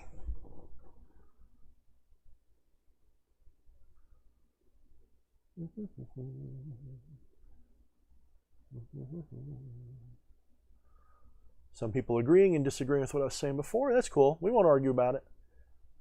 Let's see. Feel like the ritual is for you to take time and energy to formally announce you are manifesting, and by taking the... Okay. Zion Scriven says, I feel like the ritual is for you to take the time and energy to formally announce what you are manifesting, and by taking the time and and giving the energy, you are letting it go do its thing. I mean, you're not wrong. I mean, this is the thing about what I'm saying. There is a paradox going on here. I'm not saying that you're wrong if you think that. I'm saying let's take it all the way back to the source of everything. If you are source, then everything you do is an act. Everything you do is a story. And that story has to make sense. Otherwise, it doesn't make sense, right? So what do I mean by that? I put it in Become the Maelstrom when I talked about your dreams can become lucid, but if they get too lucid, you're going to wake up. Right? If you have a lucid dream overnight, most people will say as soon as they start having a lucid dream, the dream is pretty close to over. Like let's say you're dreaming and you go, wait a minute, I'm dreaming. That means I can fly. And you go start flying. What happens? Not always. Chemicals can help, but your dream usually ends pretty soon after that. You wake up and go, well, that was cool. I wish I could have stayed asleep a little longer. Sometimes you do. You go right back to sleep and do it again and again and again and again and again. But the point is that usually for most people who report having lucid dreams, that's usually right before they wake up. My explanation for this is simple. You're always dreaming. You're dreaming right now. Your entire awareness is a dream because you are a source God being dreaming that it's immortal. And if your dream becomes too lucid, you will either wake up, and by waking up, that can mean realize your source and go, oh, this is like, I was having fun. Or you're going to go, wait a minute, I'm not this person. Let me make it rational again real quick so that it does become. So what happens when you have a nightmare or a dream that shakes you? You wake up because you don't want that to be your reality. You want to be in an ordered, rational reality. Our minds, our awareness tends to create rational order out of the chaos of what's going on. It creates a linear experience that makes sense. Because if it didn't, you would recognize right now what you are, and you'd wake up and you'd be flying around as a god or whatever it is that would mean for you. And you're not ready to do that right now. I'm not ready to do that, or else I'd be doing it. If I was ready to just go, poof, I'm a god, I would do that. And by God, I mean like I can, manifest everything instantly, that form of a god.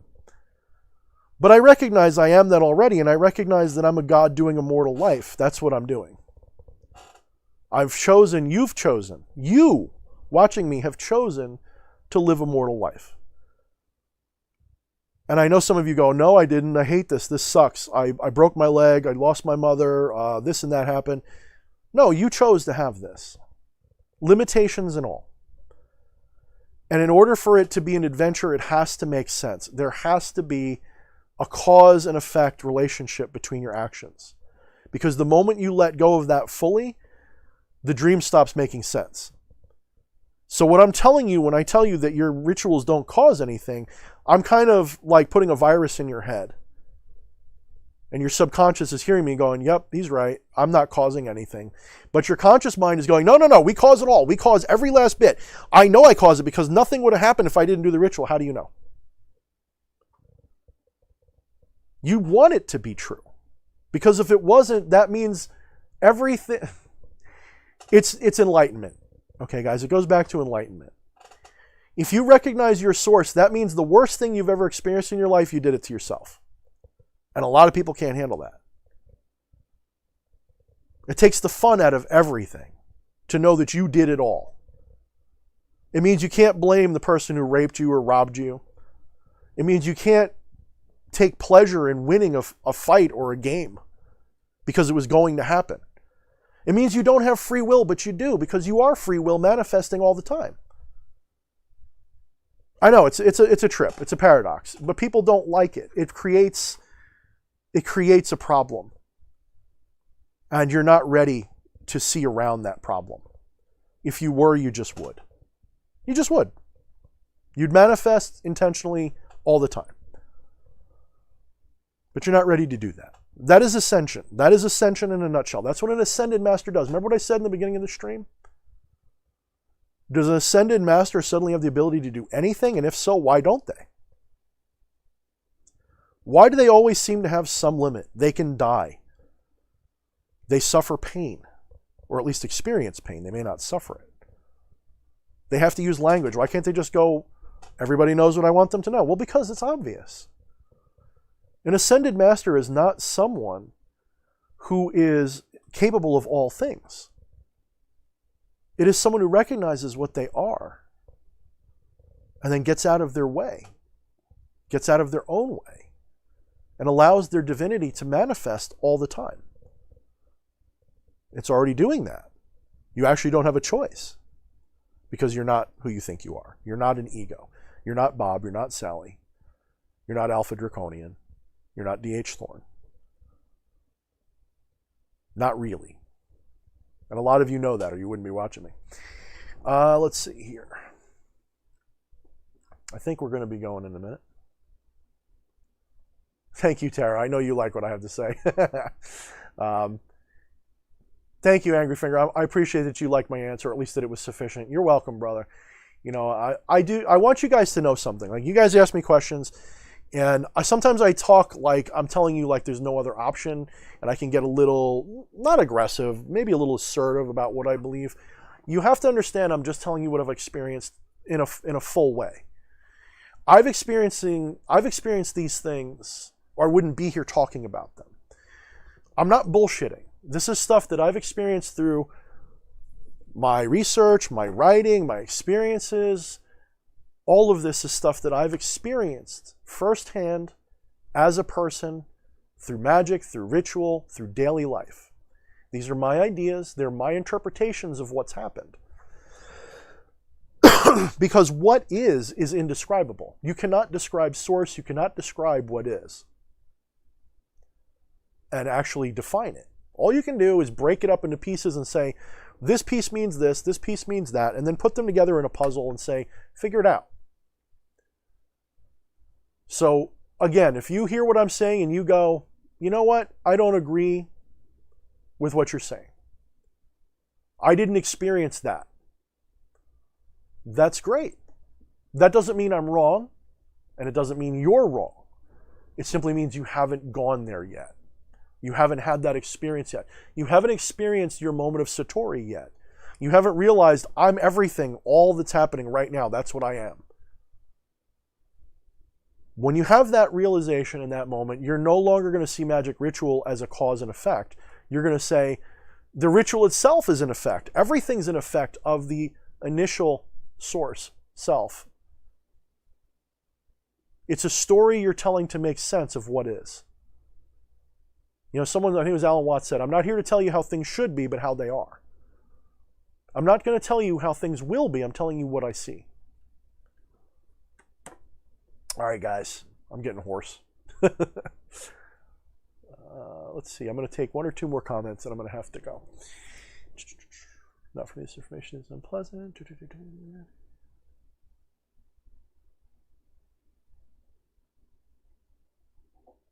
Angry Fingers, you are not your fucking khakis. I believe that was from Fight Club, and if it wasn't, it should have been. You are not your fucking... what is it? You are not your apartment. Yeah, fuck that shit. That's the point right there. That movie was awesome. Like, and it's not even just because I'm a guy and it's like a guy. No, that's an everybody movie.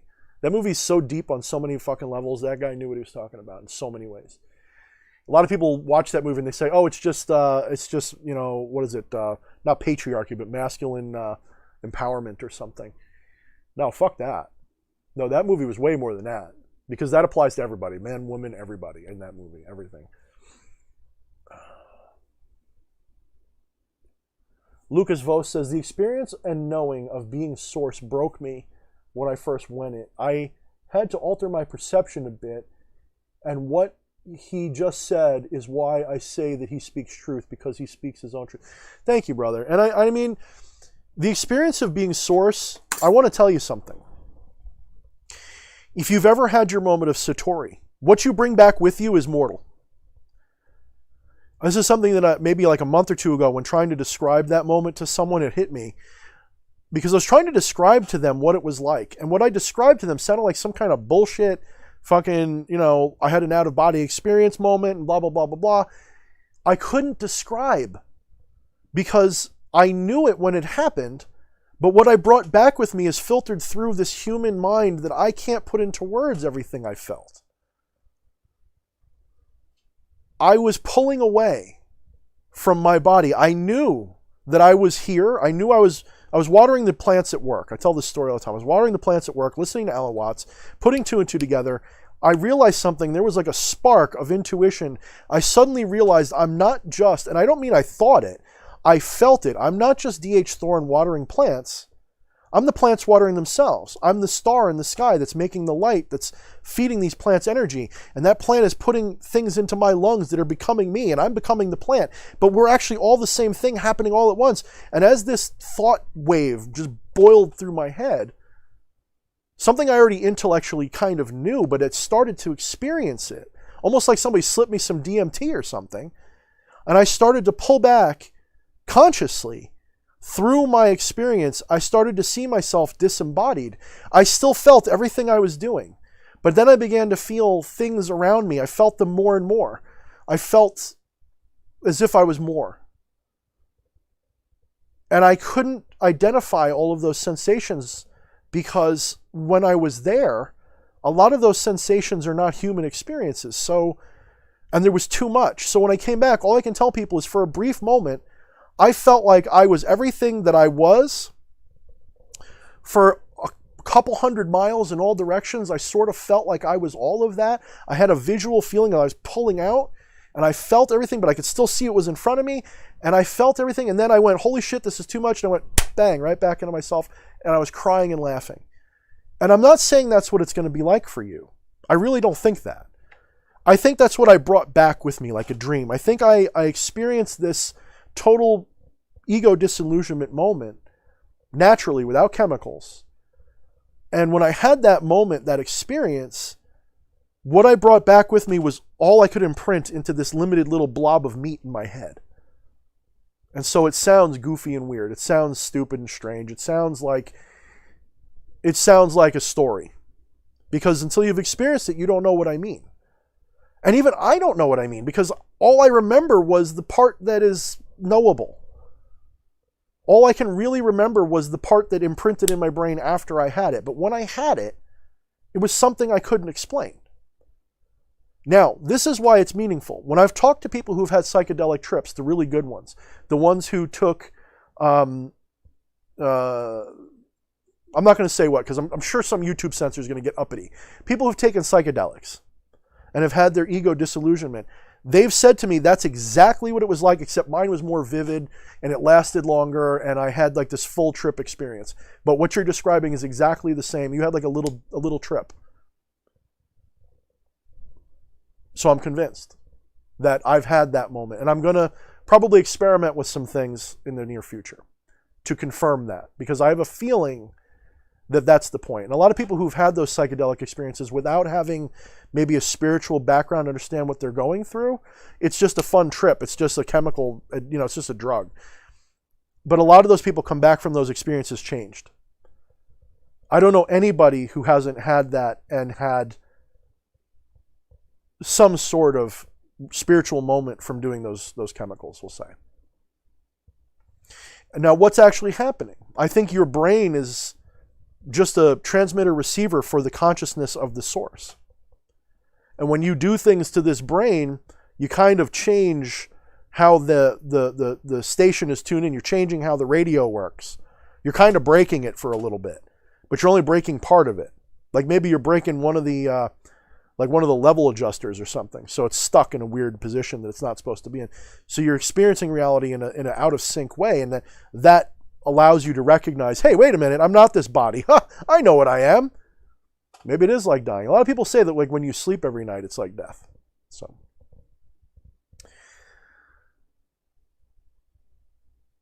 Yeah, Lucas, you pointed out a very good thing. The DMT is in your body already. And it's actually in a lot of things from my studies. It's in a lot of plants. It's just the concentration that matters. Absolutely correct. It is a naturally occurring substance in your body. Yes, you're absolutely 100% right. I don't know if it's the pineal gland. Maybe I think you're right about that, though. I'll have to look. Diamond Antenna, it's okay that you're late. I'm almost done. So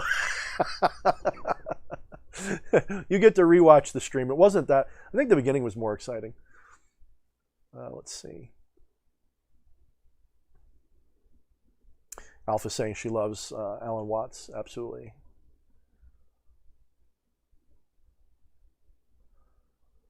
Honestly, Alan Watts is, if you like the things I'm saying even a little bit, check out Alan Watts. I think he's the guy who inspired a lot of my higher knowledge. Didn't inspire the knowledge, but inspired the putting it together in the pattern that I use it in. A lot of the things that he says I already kind of knew, like intuitively knew. I was like, yeah, that's true. I already thought that. I know that. But they were like a puzzle that was scattered all over my brain, where I was like, well, I know I'm this and I know that. But when he would describe it and tell stories and explain it, it was like he was weaving them together and assembling the pieces, and it started just clicking. I'm like, oh shit, I understand what he's saying. It makes even better sense. He's great. He's very easy to understand too. He makes me sound like an idiot. I mean, the guy talks like a genius. There's some other guys actually currently. I'll try to think of some of their names. There's, there's a bunch of people who do a good job of that as well. He's not the only one. There's definitely a lot of other ones.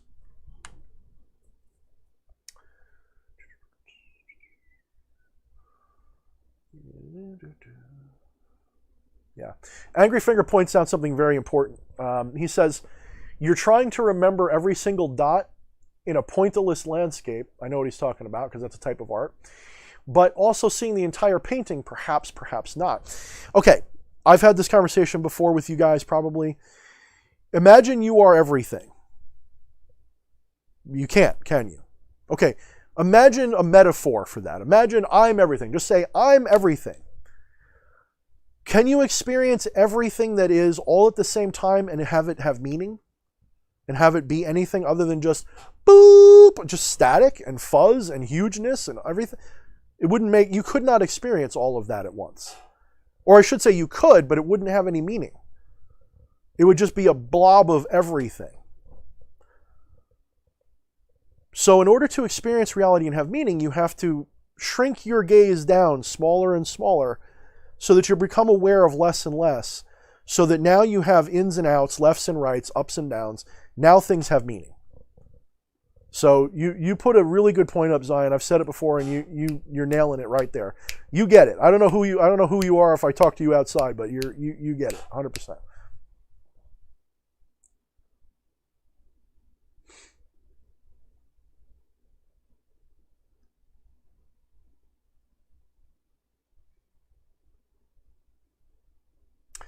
All right, Tara, thank you for being here.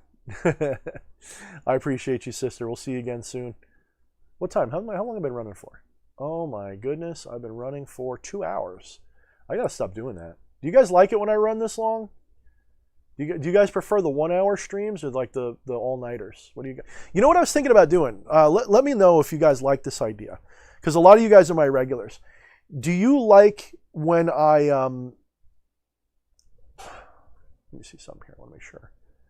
Yeah, and Angry Finger, you got it right too. That was also what I was saying. You and Zion, you both seem to get a lot of it, man. You guys really nailing stuff. Let me ask you guys a question. Would you guys like to if I did streams where like I'm drawing? Like I think my friend, I forget her name all of a sudden. Here I am saying I'm her friend. Nicolene Albright. You know how she does like paintings when she's sometimes doing live streams? Would you guys get into if I was doing artwork sometimes and not talking as much, just like drawing and then occasionally responding to a question? Because I'm curious, because sometimes I wonder if you guys would like to see when I'm drawing too. Tara's saying, no, I love the all-nighters. Don't do a 1 hour one. No, I like the nighttime. Okay.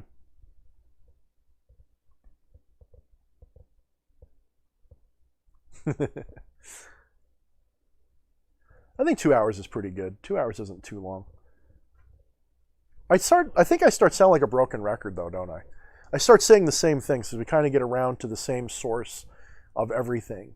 You know, we start talking about spirits, we start talking about this, that, and 6 other things, and then in order to explain those things, I always come back to the non-dualistic source, don't I?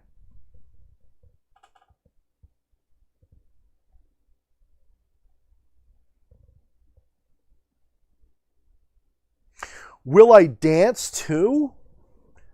Well, I've been known to.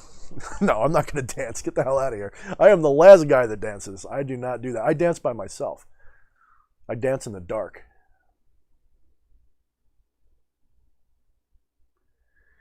Do a channel drawing. I got to tell you something. Most of my work, if I'm really doing it, probably some of it is channeled. I mean, like when I wrote Become the Maelstrom, at least a portion of that was, I don't want to say channeled, but it was definitely, I went into that mindless state and I just let it flow through me. And I'm sure a lot of that was at least indirectly inspired by those beings that I work with. So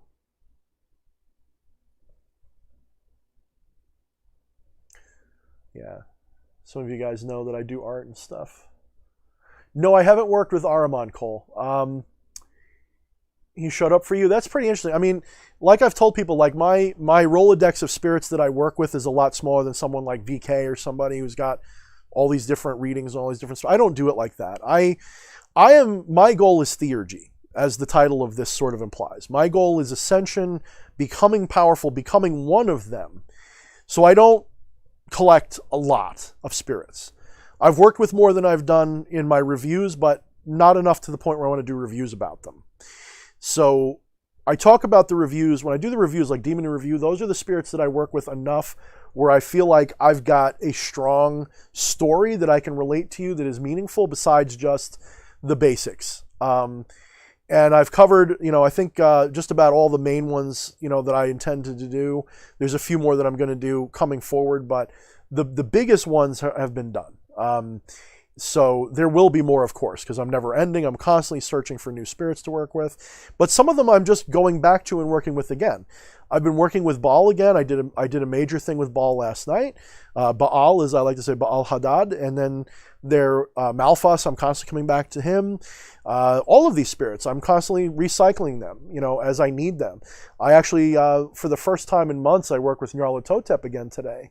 And it felt like a little bit looser, a little bit less of a direct connection. So I might have either changed what I think about him to the point where it's harder for me to connect to what his essence is, or something. So I'm going to have to probably spend some time really going back to that and try to figure out what it is I'm dealing with. Is this being Nyarlathotep an egregore for something that is in our plane of awareness or another universe, as some of the people have said?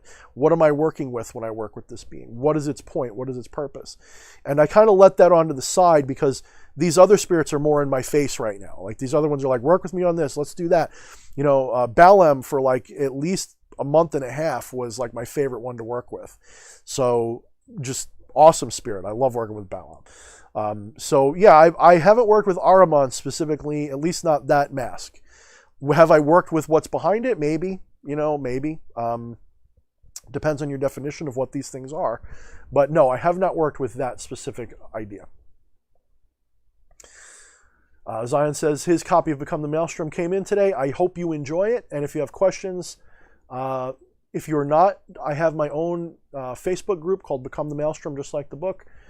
If you're in Dark Sorcery, you should be able to easily just join it, and it should let you right in, because I have the similar requirements. So, still the end, but I want to say you're great. So Lucas says, I'm going to stay on till the end, but I want to say that you're greatly appreciated. Thank you, man. Thank you very much, Lucas. I appreciate that too. And I appreciate when you guys interact with me. It really helps, because when I come here, I get so sick of sometimes of just talking without interaction that I don't know what to say at some point. So I do appreciate you guys being so interactive with me. It's a lot more fun. Sam says, when I finish the Maelstrom, I think I'm going to go after Shadownomicon next. Your Legion video really sparked my interest more in that. When you start working with that current, make sure you have at least some magical experience behind you. In other words, you've already worked with a few spirits already. You have some protections in place. And make sure that you are aligned and balanced enough with your own shadow already that you don't have a lot of addictions, hang-ups, and weirdnesses that could be used against you. It's okay to have some, but I think you kind of know what I mean. If you're someone who's going to be really easy to influence, by your own shadow and your own proclivities and darknesses, and you've got a lot of skeletons in your closet, maybe balance that a little bit first. Get ready for it. These beings will help you do that. But if you go into this with a gimme attitude, if you go into this like they're goetic spirits that are going to serve you in some way, even if it's a mutual respect thing, no. These are like the wolves, and you've got to go to them ready to survive them. And if you do, they will become benevolent towards you in their own way. They will. I can't put it any better than that, because when I wrote the book, I put it from a position of too much fear, unfortunately. That's why I want to do version 2. at some point. I want to correct some of the things that I said in that book, or at least add to them. But they're very dangerous to the newcomer because they feed on your dark side a lot. So the book is still useful though, because it's got a lot in it leading up to that before you actually do the work with them, and it's all very informative and helpful. So let yourself decide upon reading that whether you're ready or not. When you're ready, let me know if you have any basic questions. I'll try to help you. I do try to help when I got the time.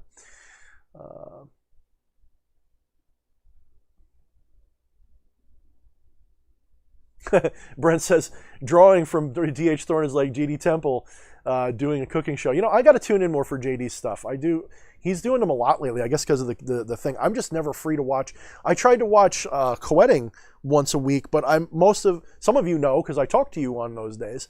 Wednesday is one of my consult days where I do my mentorship program. So, when co-wedding does his stream, I don't get to watch it. And then late at night, I'm usually working on something, writing, drawing, shooting videos, doing this stuff. So I miss JD's streams quite often as well. Let's see. Yeah, I think JD, he does recommend Lucifer a lot too. I mean, I am, if you were to try to define where I am on the Satanist spectrum, the satanic spectrum, I'm a Luciferian, like 100%. Luciferian in philosophy, Luciferian in, I wouldn't say he's my patron, but he's absolutely my guiding light in a lot of ways without meaning to be. I never looked to Lucifer. Lucifer, what would you do? No. That's why he's called me one of his chosen, because I do not try to be like him. It's just in my ways, I do what he would do. I say, fuck the world and their wisdoms. I'm going to find my own.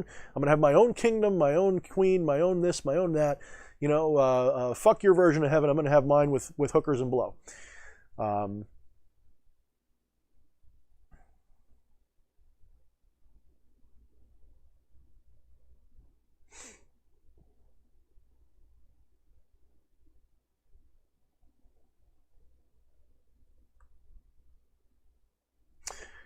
Yeah.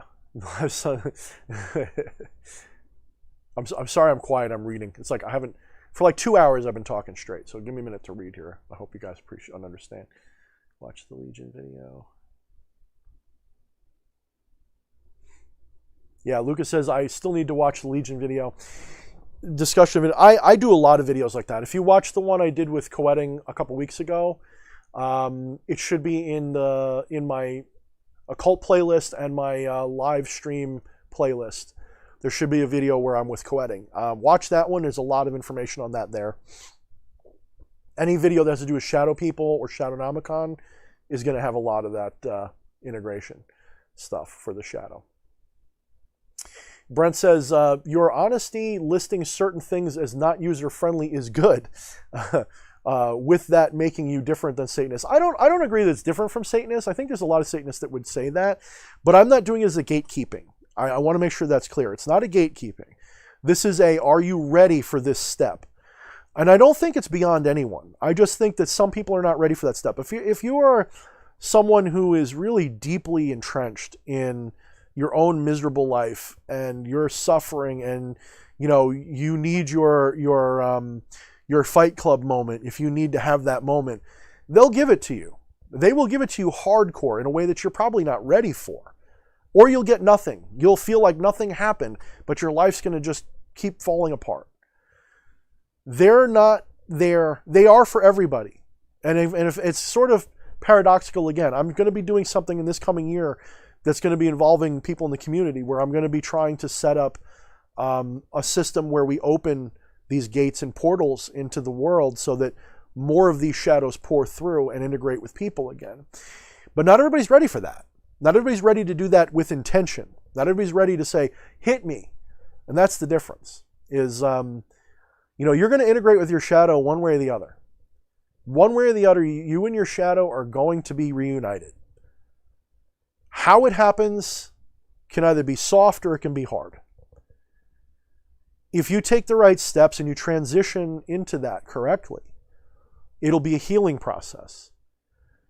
If you are not ready, it'll be a punch in the face. And maybe that's what we all need. Maybe we all need that punch in the face. Maybe I shouldn't be telling people you're not ready. Maybe I should say, no, go out tonight and evoke the shadow people and take your best shot. Maybe that's what I should do. But in good conscience, I worry. Will these people, will someone who's trying to use the shadow people only for baneful work, they're going to be devoured by that shadow. If all you want is what you can get out of it, they're going to eat you alive.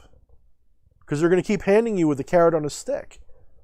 Here's the power you want. Here's the power you want. Yeah, give me the power, give me the power, give me the power. You want the sex? You want this? Yeah, here you go. And you're just going to keep feeding that part of yourself. Watch out. Because you may lose control. You know, what is one part of Satanism, right? This is something that comes up a lot with me with regards to Satanism. I think some people have a misunderstanding of things. Maybe they don't. To me, Satanism is a lack of taboos, right? The left-hand path is a lack of taboos. That means if you want to go out and live your life where you are questing for sex and experiences with drugs and et cetera, et cetera, et cetera, and that is the life you want to experience, then it is your prerogative to go do that. It's not mine to judge you for doing that. However, I wouldn't be being a good adversary if I didn't tell you that by making that your goal, you're putting that above yourself. So in your pursuit for these pleasures, in the beginning, it's a way to break free of the limitations of our morality, and there's nothing wrong with that in that sense.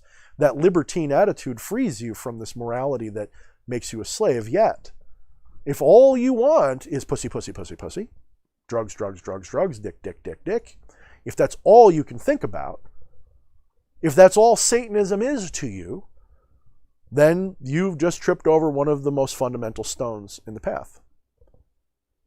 In your quest to liberate yourself from the limitations of morality, you've now become a slave to your base instincts, your base desires.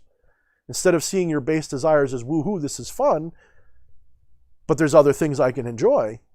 And I'm not saying there's anything wrong with enjoying those things. I hope you guys understand what I'm saying here. I hope you guys understand I'm not saying that I'm judging those desires. It's that, are you putting those desires over yourself? Are they controlling you? Are they making you act? Well, that's a shadow. That's an externalized shadow. That's an action that is a shadow.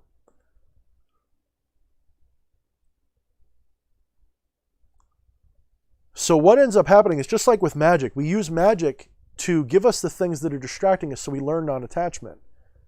We're going to learn non-attachment one of two ways. By getting what we're desiring and then letting go because we got it, because it's maybe a need, like you need to eat. Or by denying you of the thing that's giving you a hang-up to the point where you deal with not having it and just accept in not a nihilistic way, but in an accepting way. This is what I have, and be happy with that. So no, I don't think Satanism is about the quest for taboos. Rather, it is the recognition that taboos are bullshit, and you should be free to pursue those taboos if you so desire. But it's also the recognition that don't become a slave to those desires, because then it's no better than serving a guy nailed to a cross.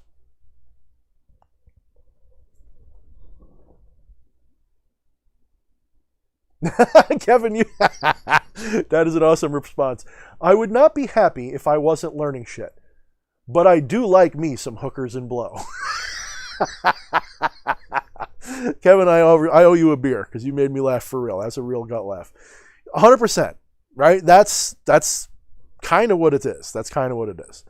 If that's your thing, that's your thing. Just don't let it be your only thing. Don't let it become your source. Is this... Because this ain't going to last forever, this thing. This, blob of meat. Enjoy it while you can, for sure. Because you're not going to be able to take it with you. That's for sure. Oh, man. All right, guys. I think I'm going to call it here. We've been out for 2 hours and 20 minutes. And I kind of went all over the place. I was kind of goofy tonight, I think, because I did my ritual a little bit. And I felt like maybe a little pumped up and kind of was a little scatterbrained perhaps. So I appreciate you guys so much. If you like what I'm doing, of course, in the description are the links to my books, my Patreon, and now my Teespring. And some of those paintings I've been doing are going to be going up on the Teespring soon, so keep your eyes on that. If you're interested, it's just a way to support me, no pressure. Otherwise, just by being here, you're supporting by commenting and having a good time with me. I appreciate your energy and your love and your respect, and all of your conversation helps me build what I do. All of this is good for me. And so I hope it's serving you guys in turn, because that's, like I said before, I don't want to just take. If I'm just taking, I'm causing an imbalance. I want to make sure you're getting something out of these conversations and we're having a good time. I'm certainly enjoying I'm certainly enjoying it. So thank you guys for being here. Thank you so much. And feel free to drop me a line if you have any questions, especially if you got my books or something and you have a question. Drop me a line. All right, guys. Let me read the goodbyes. I will have a good night, Lucas. Thank you. Thank you, Alpha.